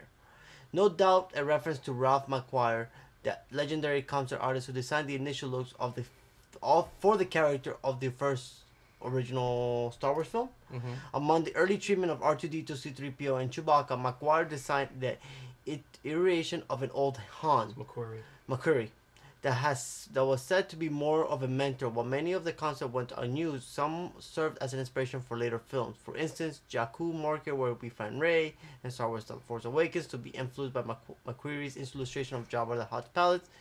Could that be the case within whatever being teased below? As further for food for thought, McQuarrie design of concept of location called the Temple of the Blue Leaf. Sorry. I hate you. Just go to Howard previously released. So anyway, Howard previously released photo something spicy, which means many fans took as reference to the Kessel, the home of the dangerous spice mines, and where the Millennium Falcon completed the Kessel Run in less than 12 parsecs, or Han Solo says. Well, I mean, it's a everybody knows about it, so it's gotta be proven somehow, right? Okay, cool. Did you want to say anything more about that? Wow, Juancho, you are just a Flappy Bird amongst Flappy Birds. Okay. Talking about Flappy Bird, iOS 11, the most recent iOS, no longer is going to let you play Flappy Bird. Okay, carry on. No more Flappy Bird, guys. It's Don Hammer. So no more Flappy Bird. Okay, since I don't really know what that is, can you tell our listeners what is Flappy Bird? The game where it made the guy who made it billions of dollars, and he just took it off because you were supposed to get this bird through little pipes, and now before it fell into its abomination. Oh, was that the flapping and then it dropped? Yeah. I know. There was a lot of weren't there like variations of that? Yeah. So why they get rid of it? I don't know. The guy just one day decided he wanted to get rid of it. He became too famous for making a stupid game. No such thing as too much fame. No, actually, I think that's what happened. I don't remember. Well, that's anticlimactic. Sorry, sir. Super, super anticlimactic. Orville. All right, we're gonna break this. Have you enjoyed the Orville episode 3 and episode 4 so far? Negative. I've enjoyed it. I haven't. I enjoyed it so much. The Orville, like I've been saying from get-go, is like they take themselves too seriously. There's no balance between the seriousness of it and the humor. It's like trying to throw Family Guy style humor into Star Trek or Deep Space Nine during the Dominion War. It doesn't feel right. It doesn't mesh. I liked it. I really liked it. You can't go from you cheated on me, but that banana's cool. Like, how do you do that? I'm enjoying these episodes.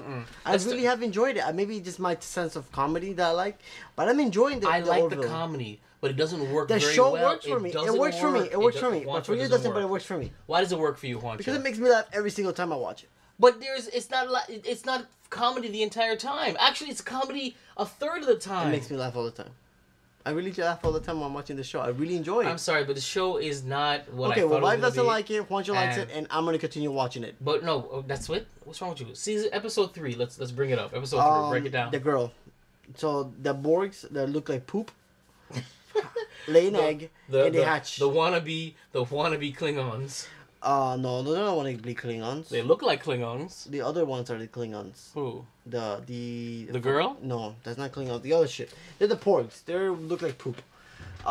They lay eggs. Their whole race is full of men. They remind me of Worf. So if they get a girl, a girl Borg, and it turns out that they wanted to turn the girl into a boy. Wow, you suck at this. Okay, so basically, the idea is at the end of episode 2, they find out that they want this same-sex couple, because this particular race is all men. They have the egg hatches and they say, oh, it's a girl.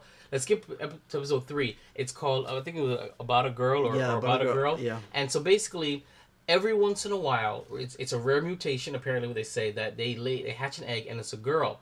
And this particular race of species find the female race, the female gender, to be weak. So what they do is they have this controversial thing where they actually do a sex change of the infant into a male. And this basically is the crux of the entire episode. It's a clash between human values and this race's values, because he wants to change the child to male, like part of their tradition, and he's asking for the doctor on the ship to do it. She refuses. He asks the captain to make her do it. He refuses, and then he reaches out to his people, and they come over and they do it. And it's a little bit deeper than that. In the end, the main character that's a ship officer, he gets convinced that he wants to keep her a girl. His mate wants to make him a boy, like tradition is. They actually go to trial where they try and bring it up, and they use the smoking hot, petite but really strong. I like her so much. The security officer, to show proof that that females can be strong. In the end, they lose the case, and their baby girl gets turned into a male, and that's how the episode ends. And it really hurts. I forget his name, the officer on it, but they move past it. This is my point right here.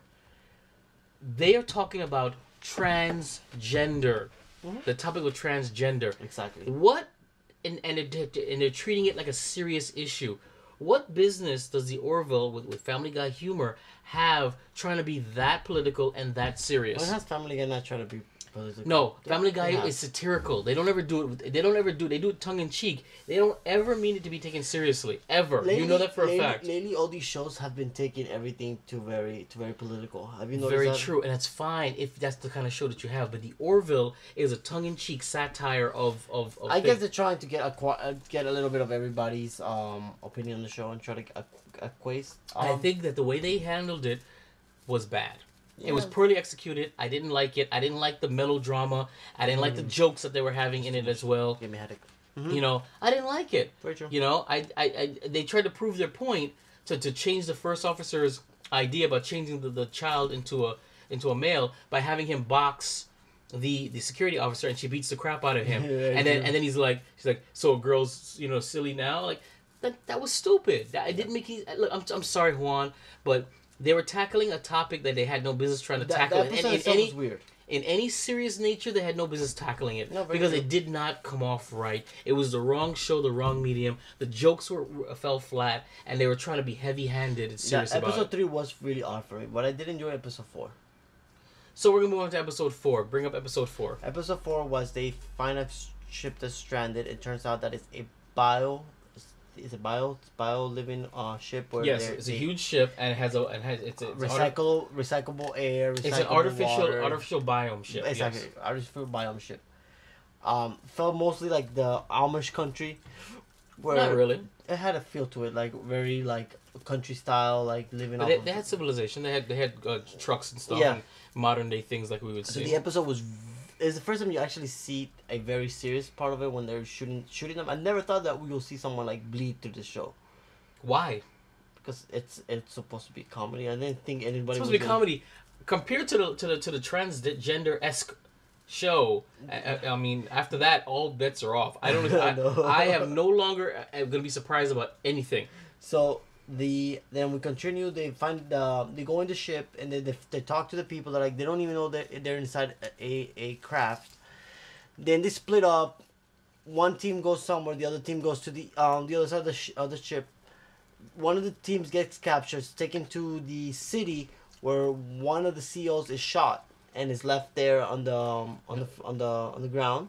That's the security officer. That's the security officer. She's shot. And the ex-wife is taken to the city. Which is the XO, the first. Yeah. Right. And then the captain goes and rescues them, and tries to rescue them, and that's where you start seeing. She gets tortured. Yeah, she gets tortured the crap out of her. They torture her like a lot.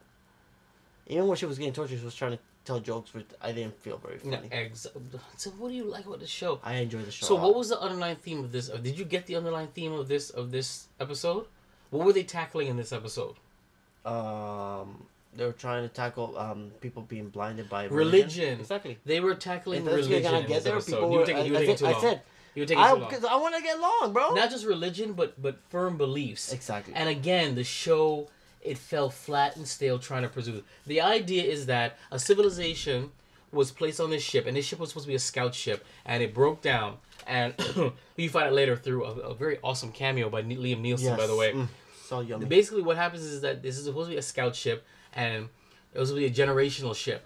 They didn't have FTL drives, so they knew that generation later, we're going to At least 3 generations. At least 3 generations, we're going to colonize a new planet, and they were sending them there. What happened was their ship broke down and was adrift, and eventually the civilization forgot that they were even on a ship. The ship was so large that it created an artificial civilization, and they grew there, and they had technology there, and they developed a religion and a set of beliefs. The episode was about challenging beliefs. What happens when a civilization's beliefs are challenged, and at what lengths do the hierarchy go to protect that belief? So there was a main character. He was like, it was kind of like the president / the pope. He was the head of the religion and head of the pastor, whatever you want to call him, the head of the government. And when he was presented with he always had... He had a feeling that the world wasn't right. That everything they saw, that there was more than the world that they existed on, right? And that actually... that's the only part about it that I liked, and I'll get about that, about my personal beliefs. But when... He always had an inkling, but when the truth was beginning to show him in the face, when these aliens, these humans started showing up, they captured him, and they're like, well, what do you know about this? And who are you from? Where are the rest of your people? He was trying to preserve the status quo, thus not to lose his power. And so it brings up the question, if the hierarchy, both in religion or government, find a revelation that changes the foundation of what we believe, what we perceive to be as reality, would they tell us? That is what they were trying to convey, poorly, by the way, in this episode. I respected their attempt, but that was what it is. There was more of like a political, religious undertone for this episode that they were trying to convey, and I didn't like it. In the end, they found the ship's core area. They released they released the sky to show the stars, to reveal to everybody that you're on a ship, and pretty much left them to their own devices. Yeah. Good luck, and hope you figure things out. Yeah. Now, why I appreciate this is because if anybody knows me, I'm a very controversial individual. I don't believe I'm a show me kind of guy, and I can admit this. And actually, this is me the first time I'm admitting it, both on camera and on air. I am a globe Earth skeptic. I don't necessarily believe that what NASA tells us is actually true. I don't, because all we have is what NASA says. I believe in the globe. Okay, whatever. But the question is, just like what was proposed in this episode, if NASA flew up into the sky and saw that our Earth was anything different than the globe that we were told, would they tell us? How far would they go to prevent us from knowing the truth? Would they fake a moon landing? Would they lock off the Antarctica so we can't go there? Would they prevent certain explorations and certain things on purpose so not to show the truth of our world? Is it possible? And I have always believed that yes, that to preserve the status quo, to preserve your power, you will prevent the masses from knowing the truth because you know you'll lose your power. And that is what the Orville episode 4 was trying to show you, poorly. But that's what I respect about it. But still, the show is not my favorite, and I'm not liking what I'm seeing. He is such a sarcastic prick. That's him clapping right there. Good job, Bob. So, I'm so proud of you. Make me cry. I'm just saying. Just like I'm gonna gift you this. I enjoyed episode 1 of The Gifted. I want to see where this goes. I want to see what happens to the mutants. Can you explain the Gifted concept? So The Gifted. The mutants are being prosecuted, trying to capture by the Sentinels. Sentinel program. Yeah, Sentinel program. And they are... There's a bunch of humans that have, like, robotic things. Those things are cool, exactly. By the way. I won't even lie. But then, the two characters are children, correct? Two of the main characters are children who are escaping after being bullied. Well, the main characters are family in general, but the two main mutants, I guess, are the kids in it. But I actually enjoyed it. I want to see what happens more. I really starting to enjoy it. I mean, I left with a lot of questions.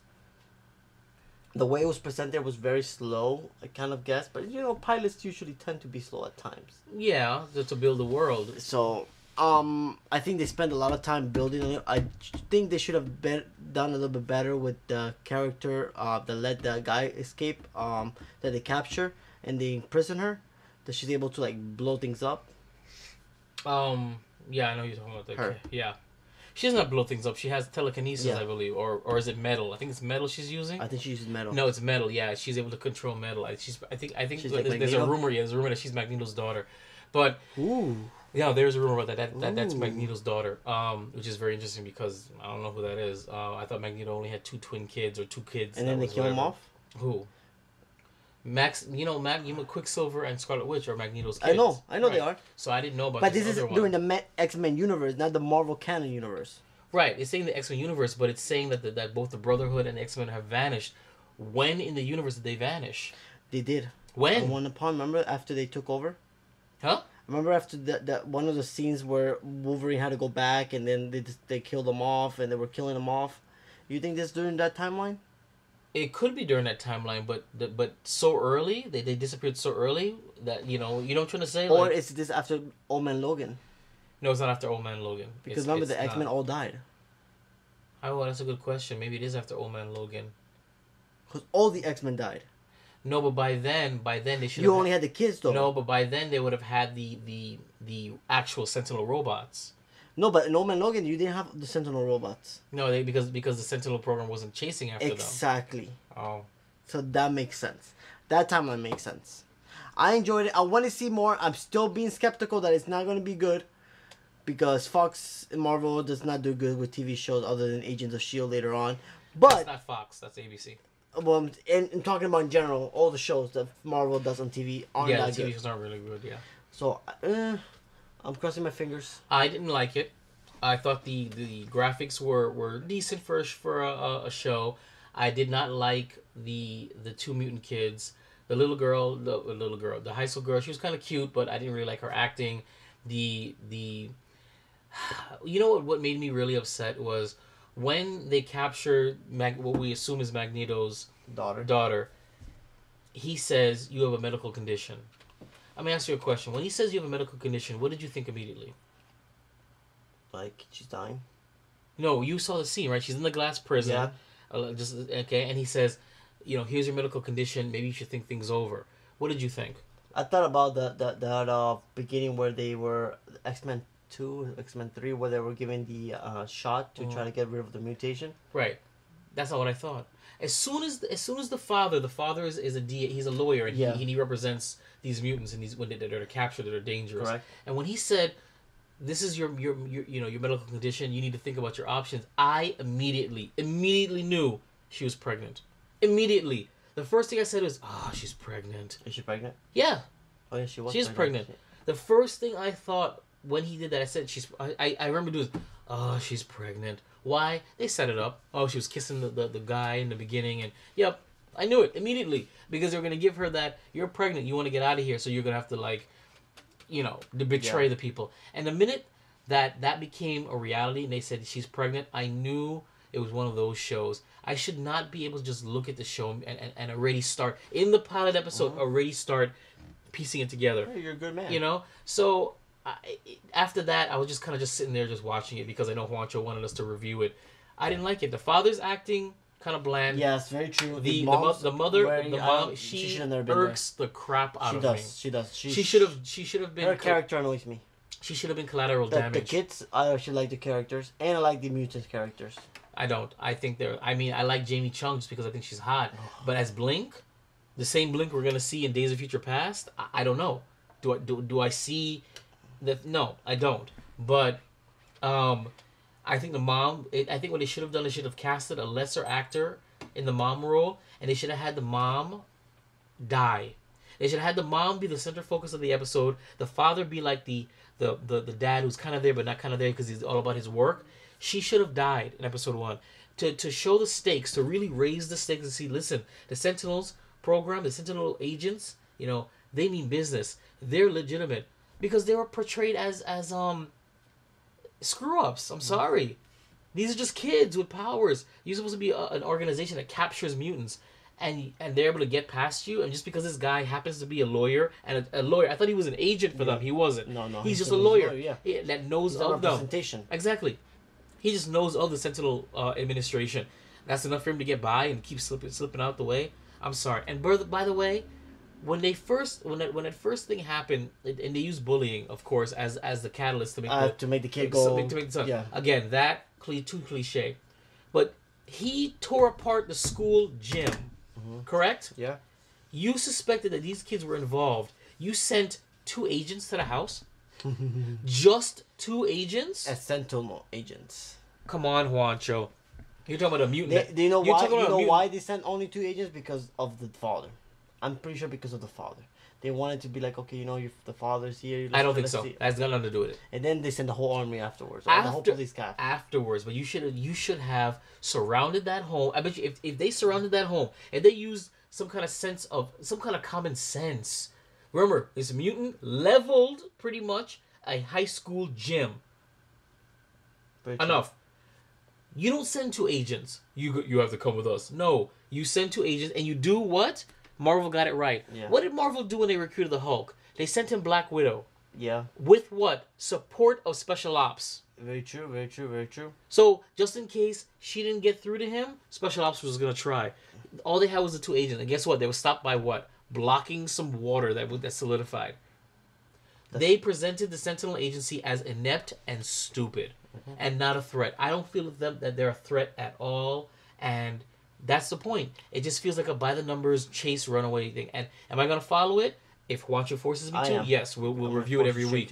But I didn't like it. And I'd love to hear what you guys think about the Orville and the Gifted. Because, which is right now, Legion, compared to this, I'm sorry, Juancho. I love Legion. Did you even watch that show? You're such a prick. Juancho, he said you need to watch Legion. I watched it. I loved it. Legion was a psychological thriller set in I don't know where it's set, but in the X-Men universe, okay? Compare that to The Gifted, and I'm just like, But I digress. If you loved it, you're welcome to love it. It was pretty cool with the graphics. I see what they're setting up, but I'm not thrilled. It's a setup. So let's see how it goes. I'm crossing my fingers it gets better. And sad news, guys. I know we're moving forward from this topic now, but Rick and Morty season 3 has finally ended this movie. Moment of silence for the season finale of Rick and Morty. So we're back. So we're gonna start with episode 9, the ABCs of Beth. We're gonna break it down real quick. Not gonna get too much detail with it, because Vibe didn't really like this episode, so I already know what he's gonna say. This gets into the mind of Beth and why Beth is the way it is. This episode sets up the belief that Beth is a clone of herself. Rick at one point tells her, you know, you could escape. I can make a clone of you. You don't have to worry about. Why don't you jump into the very end of the? I'm gonna strip because I want to get into episode 10. Okay, no, I'm sorry. Okay, well, hold on. No, Juancho, you're not just gonna skip to the end. Because I already know what you're gonna talk trash about episode 9 and 10. I should enjoy this episode. I talk crap about it, but I at least give the listeners. But can I finish? I'm not finish. You're going to the end of the episode. Can I finish? The episode starts with. I want to get to the end and then get to the middle. Where the guy's eating the babies. Ladies and gentlemen, guys, he just said he wants to get to the end so he can get to the middle. Yes. No, Juancho. It starts with Rick. What? It starts with Rick, and he sends off, for the B subplot, Morty and Summer in a bubble that they can't breathe in. All the way to Jerry. I found that was hilarious. Funny. All the way to Jerry's house because it was their time to be with their dad. And what happened? What instigated Beth to talk to Rick? I forget. Because she was talking with the kids, and the kids are like, "Aren't you supposed to be like?" And then Rick sends her away, and then they started talking about how his he doesn't appreciate anything. Anyway, the fact of the matter is that she then challenges Rick, and Rick brings up Fruity Land, which is a land he created for his daughter, so she can frolic and play. And she didn't appreciate it. And he's like, "What do you mean? I created a whole world for you to be safe in, because you can't die, you can't drown, nothing." And he would leave her there to play around. So she was being ungrateful. So they go in there and they review it, and they see that there is all this mutation and life finds a way. And they don't understand why. The story comes across that there's a ruler of Ruby Land now, because Beth, when she was a little kid, ended up pushing one of her friends. What's his name? Kevin. Yes. Kevin into honey, trapping him, but you can't die, and leaving him there. And she didn't confirm or deny it, but obviously it was confirmed that she did that because, of course, he had a normal family with a dad that loved him, and she was jealous. So for him to survive, he started having sex with the creatures in there, having them give birth, and then eating the babies to survive. So he had an incest, cannibalistic kind of society. And when Rick and Beth show up, they find this out, and in the back end, Jerry is trying to. He has a new girlfriend. He has a new girlfriend who's a hunter. Yeah, that he met on some intergalactic Tinder kind of thing. Souls attached to each other. Yes, the soul bond. They soul bonded, and she's like the predator meets something else. She's like killing things, and because they have a soul bond, he gets actually telekinetic powers. Yeah. No, it's telekinesis. Like he moves. Telekinesis. He has telekinesis, but he really sucks at it. So that's the B subplot. In the end, what happened is that Beth wants to save Kevin, because apparently in the real world Kevin's father is being put to death for eating his son. I don't know, and it's funny because I'd love to know, where did you come up with that? Like, and then okay, they fine, didn't explain it. Listen, fine, you killed your child, but why did they think he ate him? Where did that come from? They didn't explain it. And because it's funny because it parallels that in the end his son actually is eating his offspring. So Beth wants to bring him back. He doesn't want to go back. Beth kind of sort of says, "I did leave you here to die, and you didn't, but you need to come back to save your father." He doesn't want to save back. And then she goes into some murderous rampage and just starts killing everything. He takes all the weapons that he made her. Yes. Okay, yeah. So he goes back, and she actually says, "Dad, I can't believe you made me this world, to just lock me in there." And he goes, "Beth, did you ever really think that maybe I made this world to protect everybody else from you? You were a sick child." And she goes, "What do you mean?" And he brings out all these different toys that she made him play. The funny one was a teddy bear with anatomically correct insides. Exactly, right? And that was crazy. All these different buzzsaws and stuff. And she goes, well, maybe I was just acting out to get your attention. And they to spend time with each other. That's to spend time with each other, and to get attention. Yeah. So she goes back with all these toys, tries to rescue him. He won't do it. he wipes them out, and then he cuts off his finger, brings it back, and that's where, now you can talk about it, he clones Kevin, brings the clone Kevin to stop the father from being killed, and then Beth is like, and she has a heart-to-heart and says, now I have no excuse to not be who I am. Dad, who am I? I don't understand. And then Rick says, listen, all the Beth need are intelligent. You guys are intelligent just like the father. Exactly. And there's nothing that matters in this world. You can do whatever you want. And then he offers to clone her so she can go experiment with her life if she wants to, or she can stay. Now you can go, Juancho. And that is how you do an episode review, Juancho. And then that's how episode 9-10 begins, with her questioning if she's a... because... Why you suck I was going to get there. Where are we going? Because of Rick telling her what he told her. Beth makes it believe that she is a clone. He doesn't do that. At the end of episode 9... Oh, episode 9. What does he do? What happens in episode 9? They leave it ambiguous. They leave. She started screaming. She doesn't say anything. She screamed. Who? As soon as he walked out, she screams. She does? Yeah. Oh, I remember hearing that. But anyway, she leaves it ambiguous. They clear up the B plot. Jerry breaks up with his girlfriend, and the ex machina is that her ex-boyfriend was on the planet. They get back together again, and leaves him alone, and now they get back. Beth comes out with Rick. And then she's in the refrigerator, and she's looking back at the family, and she touches Jerry's picture. Correct. And then it cuts to her back in the living room. Rick goes into a portal gun, gets pizzas, and Beth seems just quite a little different. She shows love to things. She's like, love. She goes to no wait, that's the end of episode 10. Sorry. So and that's how that ends. Yeah, that's saying I love. Refrigerator. Right, with the refrigerator. No, they get the pizzas, don't they? That was episode 10. Yes, they do. Yes. Right, and he goes, I love you, and that's how it ends. And we're all kind of looking at her like, she's a clone. And that's how we all feel when episode 10 begins. Now episode 10 begins. Juancho. But her feeling that she's a clone. It begins of no, she doesn't feel that way. She that's how we feel. Now she starts thinking about this in episode 10. Episode 10 begins with a scene underneath the what president of the United States there says that they're the Kennedy sex tunnels. There's an alien. An alien appears, kills the janitor. The president calls Rick and Morty. Oh, you need to call. No, actually, they send a helicopter. Helicopter. While Rick and Morty are playing Minecraft. No, well, while Morty's playing Minecraft and Rick is questioning it. Well, yeah, he's questioning. He's like, why are you playing this? And on a side note, Theo Star and Joyfire can relate to that, because when I say I watched them play Minecraft, now I produce a kid TV show called Minecraft Adventure, and I told them, this looks so boring. What are you doing? I'm harvesting to do what? To build my house. To do what? To go back and harvest. To do what? To build my house.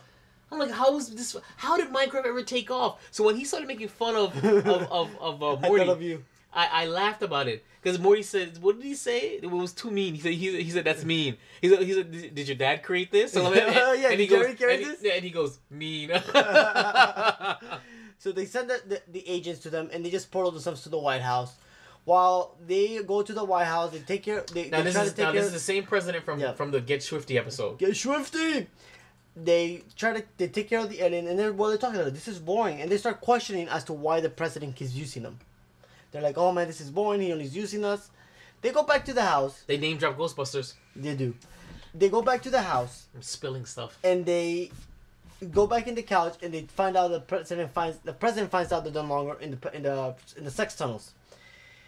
The president calls them while he's looking through them through a satellite, and they're in virtual reality world playing with Minecraft. yes, and oh my god, it's so no, they're not in virtual reality world. Yeah, they have the little gloves. Oh, okay, and he goes, hey, is this game for autistic people? and he goes, why? He's like, because I'm beginning to love it.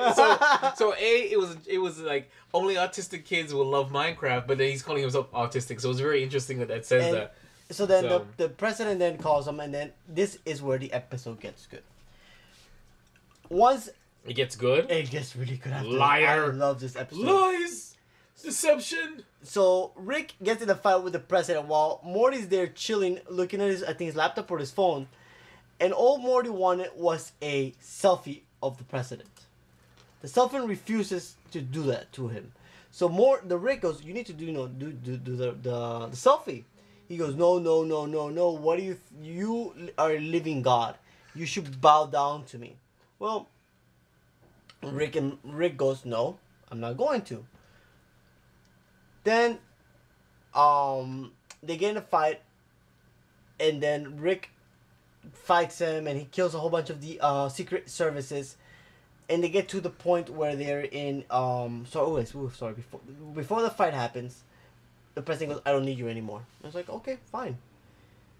It turns out that there's a civilization in Brazil who are nuclear. I was wondering when you're planning on. Yeah, they're nuclear. It's a mini civilization.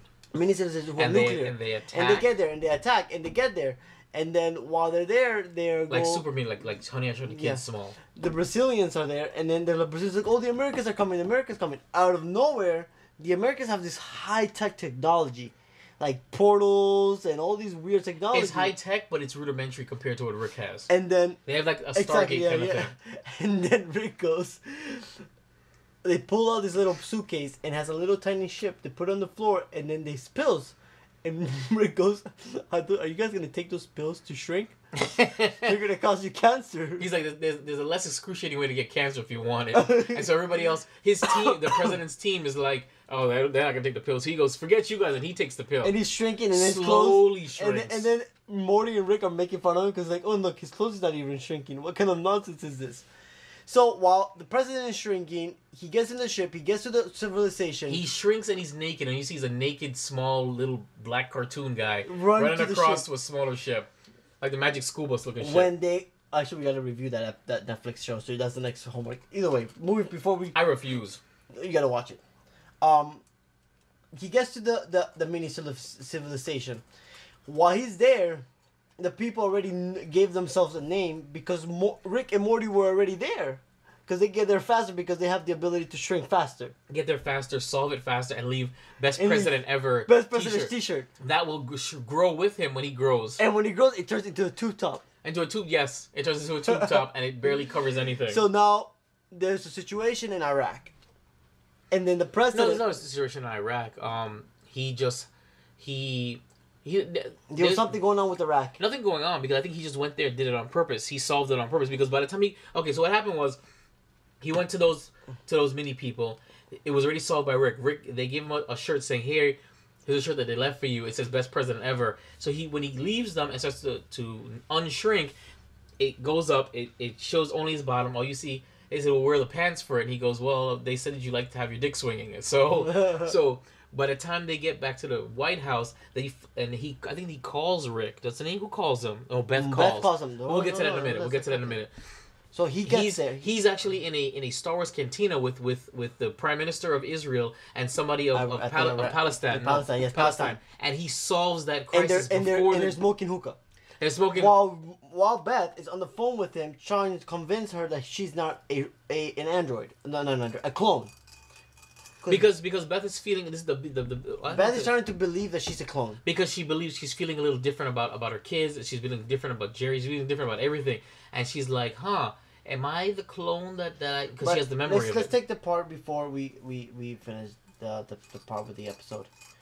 The amount of jokes towards ex-President Obama in this series, there was a lot of them. Darflex actually pointed several out to them. Why isn't Darflex here to point them out? Because Darflex sucks. He's excited for My Little Pony, the movie. Good point. We'll save him for that. We'll save him for that. Hoorah! So, the episode also talks about little different conspiracy theories that the White House has about the moon landing. I want to get into that after. Let's continue the synopsis. So after Beth and Jerry and Rick talk, he tells you're not a clone. He has a clone. He hangs up the phone. He solves the issue. The president finds out he's solving all these issues, but gave him credit. Exactly. The president calls him, and this is where the fight happens. The fight breaks out in the White House. Rick and him are like destroying the White House. Why does the fight break out in the White House? Because when he calls him, he's already in the White House and he's demanding the selfie for Morty, and he won't leave unless he gives him the selfie. Exactly, and then, that's when the fight begins. And the White House gets completely destroyed. They get into the East Lawn, and that's when Rick submits him and says, "Take the Morty." He's like, "Fine, I'll take this picture." Then you get Morty, that's no longer that takes Rick's portal gun and goes into the cabin with his whole family, with Beth, Summer, and Jerry. They're hiding in the cabin. While that's happening, Rick stops the whole fight. He says, "No, I'm done. Calls Morty, and Morty goes, "Oh, I'm in a place where you can belong. I'm with my mom." And Jerry, what? Mom, why do you tell my mom that you think she's a clone? This is the funniest part. He goes, "Oh, my mom and dad are back there." She's like, "No, tell your mom she's not a clone. She's not a clone. God damn it, she's not a clone." Now you see the reason of why Rick was so happy that Jerry and Beth were gonna get a divorce, because he was the reason for it. He caused it. Well, he admitted to that in the. I know he did, and then you actually see it happening. Right. So after that, he leaves. He finds them because the president owes him a favor. So he finds them. He said, "If you want me gone, just do me this, take me there." He finds them. Rick comes out with I think it's an M4. Is that an M4 automatic assault rifle? I have no idea. It was an assault rifle. It was an assault rifle. And Bethy goes, "Are you here to kill me?" And no, he's like, "No, I'm not here to kill you. You are my daughter. You're not a clone. I'm here to kill Jerry."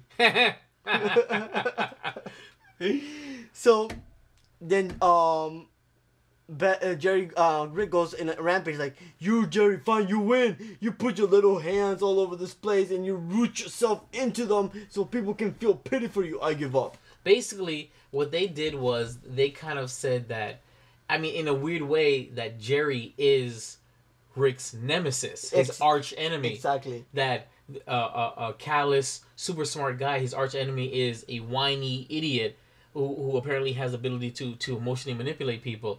And I love that dynamic. That even though he has, Tammy and Bird person, he's got the Federation, he's got evil Morty, and he's actually even got his own Morty. His actual arch nemesis is Jerry, of all people. And I found it to be funny. It also kind of weird because they had a moment in that area, but I guess it makes sense as well. In that non-killing guy. And then place. after that, they go back into the family.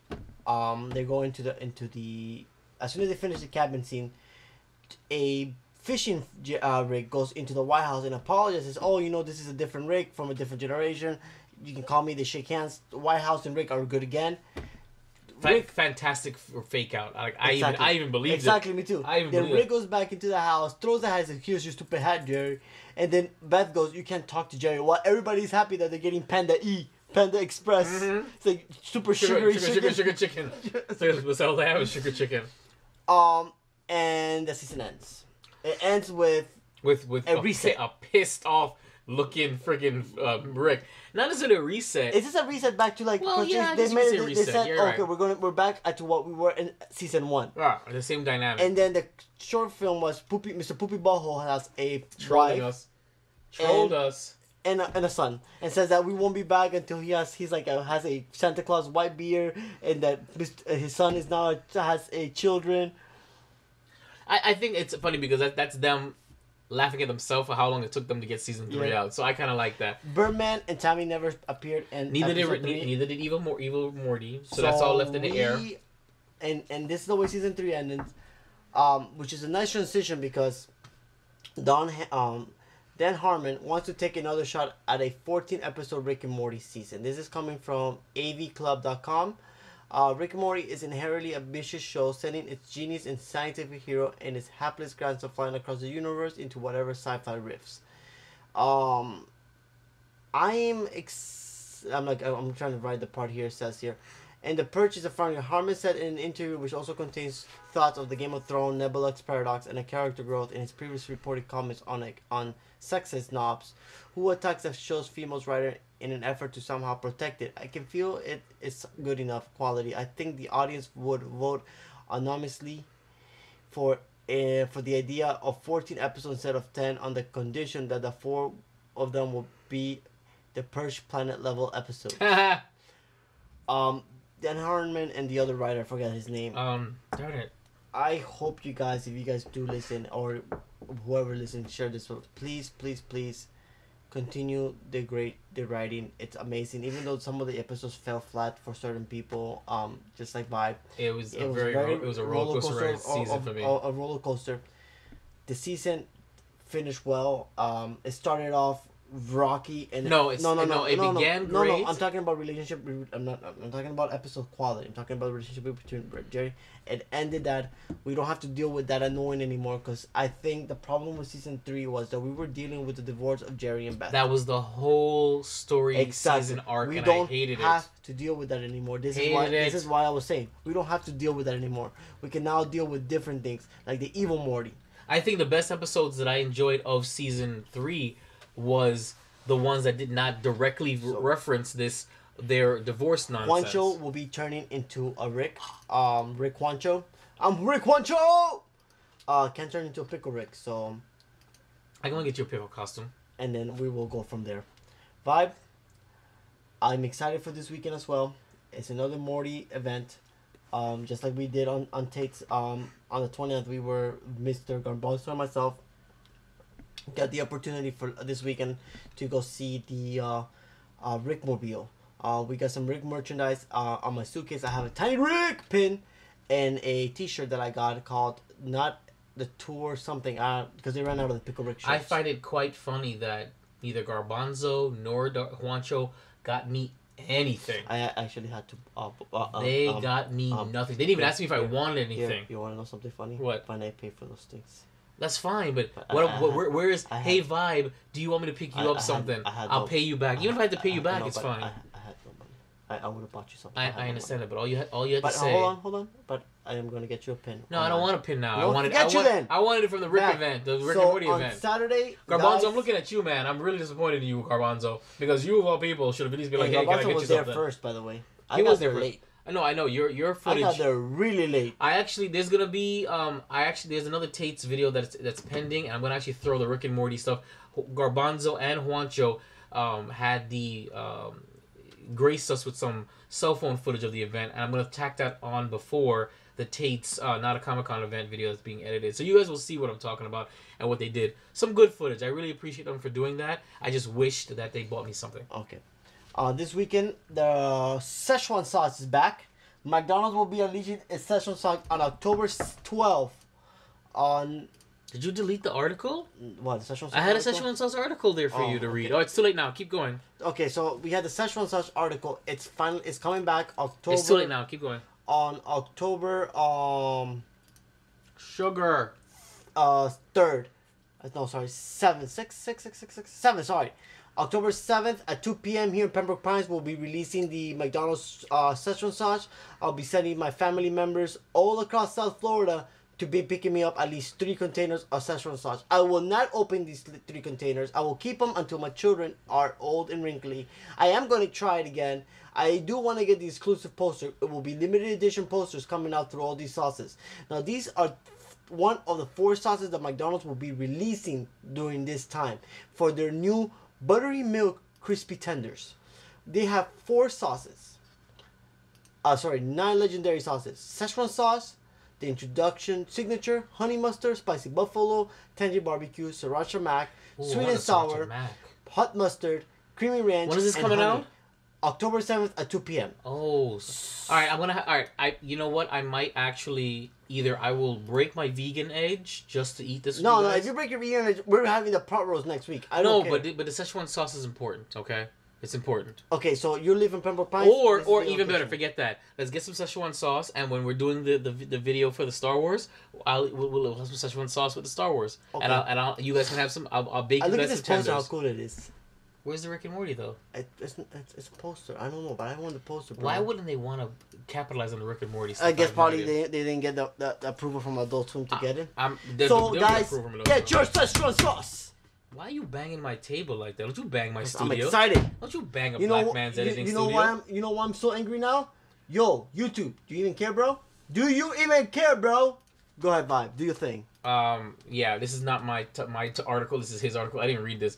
YouTube's policy on Patreon and their external links with new hit creators. People, bro? It hits the creators the hardest. Now, the only reason why I agreed to talk about this is because you guys know that a few weeks back, I mentioned the Geek Bros had their own Patreon page. We do have a Patreon page. It's not completed yet. I haven't finished it yet because I knew this was coming. Since primarily the bulk, 90% of the content that's created from Vibe Studios and Geek Bros goes on YouTube. I I wasn't forcing the issue when it came to the Patreon page because I knew this was going to happen.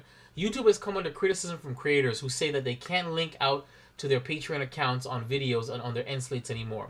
A YouTube representative confirmed to Polygon that links to Patreon and other external websites, merchandise sites, websites, which is why the Vibe Studios can't be linked, and crowdfunding platforms aren't being removed entirely, but changes are being made. To help combat inappropriate and abusive content, YouTube is asking all the creators to join the YouTube Partner Program in an attempt to better protect the content on the site. Creators are being asked to join the YouTube Partner Program so they can evaluate the validity of their channel, as well as determine whether the channel is following our community guidelines and advertisers' policies. Again, this is another fallout from the controversy that was happening where advertisers' ads were being played before content that was inappropriate and offensive. Very true. This is what's happening. This update is meant to curb the abuse and not to affect current YouTube partners or existing end cards. The issue with YouTube's policy is that it requires users to reach 10,000 public channel views, which we actually have. We have over 100,000. Exactly. Before creators can apply to be part of this program. This means that if you're just starting out and you have less than the required 10,000 views, you won't be able to link through it. And it's funny because, shameless promotion, the Geek Bros, the Vibe Studios sizzle reel is over 12,000 views. So I'm saying I already reached that 10,000 views in just one video. I'm very proud of that video. Shameless promotion. So, Juancho, how do you feel about these things? Do you think that YouTube is overreacting to that thing? To that original issue. YouTube needs to tighten up, bro. They need to take whatever it is out of the But you do understand why they're doing it, because of the controversy of their ads being run on offensive stuff, and the advertisers pulled a lot of funding because it was like, okay, well then get the advertisers or whoever, they need to get the people that just realize that a lot of these advertisements need to portray their content. You're not gonna have it's random, Juancho. It's random. Oh, really? You can't choose that. So if I do a video about how Hitler was a great guy, and I'm part of the partner program, Coca-Cola can appear before it randomly. That you don't choose that ad. Is that what happened to PewDiePie? Well, I don't know about that, but I'm saying that was the issue, is that the advertisers were feeling like, because their ads came before something like that's anti-Semitic, they're like, oh well, they're approving that this message, when in reality they're not. Kind of like what happens when advertisers pull it from an athlete that screws up. Very true. So I understand, but YouTube is being so scared now of winning the trust of the advertisers, that and the advertisers, they understand the platform that they're on. That's the problem, is that YouTube is now hurting the creators to get the advertisers back. Because you want to know why? YouTube is more about the ads and the revenues now than it is about the content creators. Everybody creates content. You're not special anymore. We need our advertisers back. We're going to hurt you because guess what? Those who really want to stick around, they're going to stick around. Those who want to complain, they're going to disappear. Very true. So that's how I feel about that. And so YouTube, I don't know. I've already said many times that Vibe Studios has transcended YouTube, and we need to move on to bigger and better things. But until then, YouTube is the best platform for all Vibe Studios and our branding Geek Bros content. Flag us, bro? So exactly, the flagging and everything like that, and it happens daily. You know, YouTube is making us creators feel slightly subhuman. Dare I say, inhuman? Oh! This is a horrible transition. Show. I didn't watch it. Vibe, just simple. You didn't watch the Inhumans? No. Juancho. Okay, alright, sorry guys. Alright, the Inhumans debuted on ABC to horrible reviews, lackluster comments, and I mean, it's being trashed. I can literally say after watching it that I'm so glad that Juancho and I did not go see it in IMAX. It was abysmal. The acting was terrible. The concept is terrible, and to avoid it interacting with the actual MCU, they stranded the story on the moon and in Hawaii randomly, and that's what bothers me. It's Days of Our Lives with mutant powers. That's basically what it was. It is. The basic synopsis is that the brother of the king, he went through the Terrigen Mist and it turned him completely human. And then the way the Inhumans work on the moon is if you go through Terrigenesis and you don't get powers, you get sent to the mines. You're like a subclass, and then those who get powers get to live in the cities, and that's the way it's always been. There's a subculture of those that feel disenfranchised, And at first, you think, well, the brother of the king, he should be in the mines too. And they even allude to that, but he says, I have status, and that's why they don't place me there. In the end, he forms a coup that takes over the moon civilization, forcing the royal family to run away.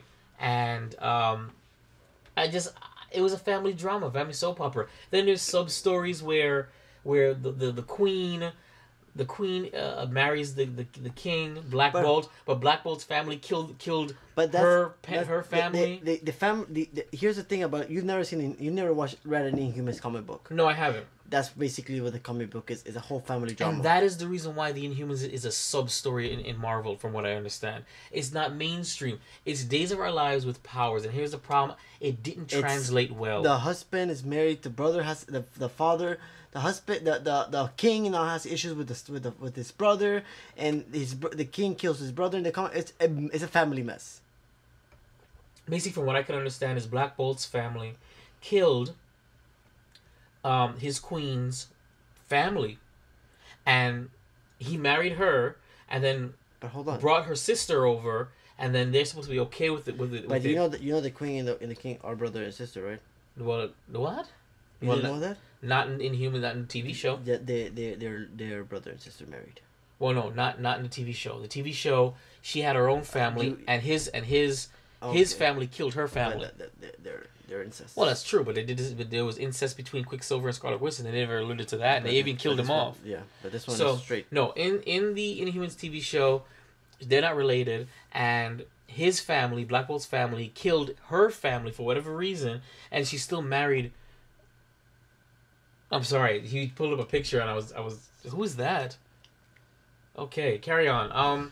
So it's a family drama, and I don't like it. I really don't. It was a coup, and he's supposed to be so powerful, but he was so easily taken over, and they didn't explain how he got the allegiance of the Royal Guard, and like it didn't make any sense. And they stranded all the different characters all across Hawaii, and I'm sorry, I'm not feeling it. It's not.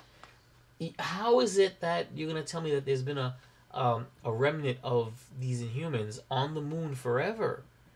You know, Black Moon, Moon Desert. No, it wasn't. So, am I gonna follow the show? Yes. Will I probably give you guys a play-by-play of each episode? I'm not watching the show anymore. No, you have to. If you're gonna make me watch The Gifted and Orville, then you're gonna watch the Inhumans and you're gonna talk about it with me and Agents of S.H.I.E.L.D. when it comes back. So. Inhumans is not Geek Bros approved. I don't like it. I'd love to hear if you guys like it. Now, mind you, we've talked about the Orville episode 3 and 4, the Gifted premiere, Rick and Morty 9 and 10, and the Inhumans. Guys, there's so much we talked about, and we would love to hear what you guys have to say. Send us an email. This is the longest podcast ever. Yeah, we're 2 years. God. Send us an email. Let's talk about it. Or when you're watching us next week, comment below on the video, because it's very important that we hear what you guys have to say. We'd love to talk about it. I'm going to skip that because we have been talking for 2 hours and 5 minutes. I actually had Pacific Rim. We're going to table that for next week because it's not time sensitive. Yes. Juancho, it's over 2 hours, man. How are you doing? You feeling good? I don't know what to do anymore. I can't even speak anymore. See, guys, we gave you guys an additional 45 minutes, to catch up. Because even though we missed a week, we crammed it all up in your ass. You know what I'm saying? Dang. Family podcast. It's a family podcast. Sorry. So, final thoughts, Juancho, before we wrap this up. Guys, stay tuned for more content for Geek Bros. I think now Vibe has got back into the ball of things, so we're gonna be getting more video content. Yes, Vibe has got his balls back.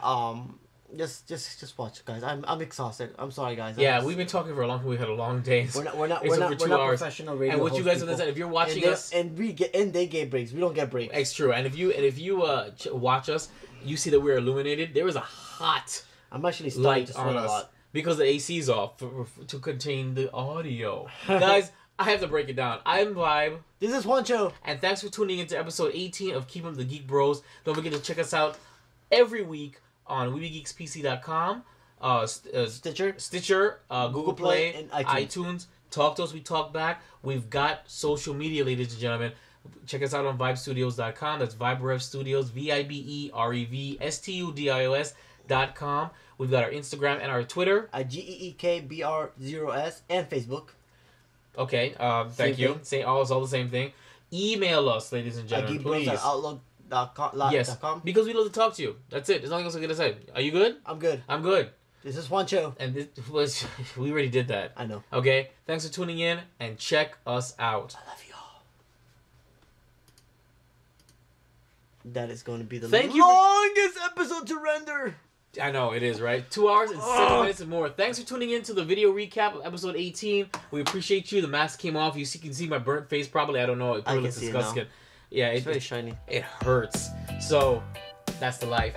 Don't forget, check us out, iTunes, Google Play, WeBeGeeksPC.com every week, or by all means, check us out on the recap. You'll see what we're drinking, you see what we're eating. Next week, back to form, both mixed drink and food. And food. Still on the vegan thing. I'm not getting off of that till November, and then we're gonna talk Santa's Enchanted Forest. Again, we appreciate you, and peace. Cut. Keeping up with the Geek Bros.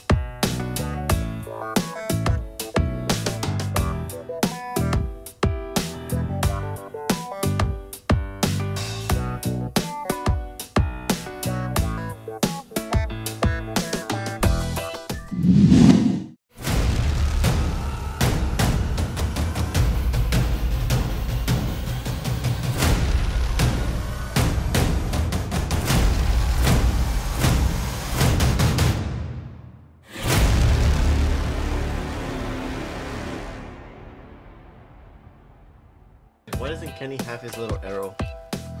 I need to get you the new ones when they come out. You want the new ones from the butthole? Sure. In a world where geeking out never looked so good. This is the first one I ever got you. I know, and I saved them. Will rise for your auditory pleasure.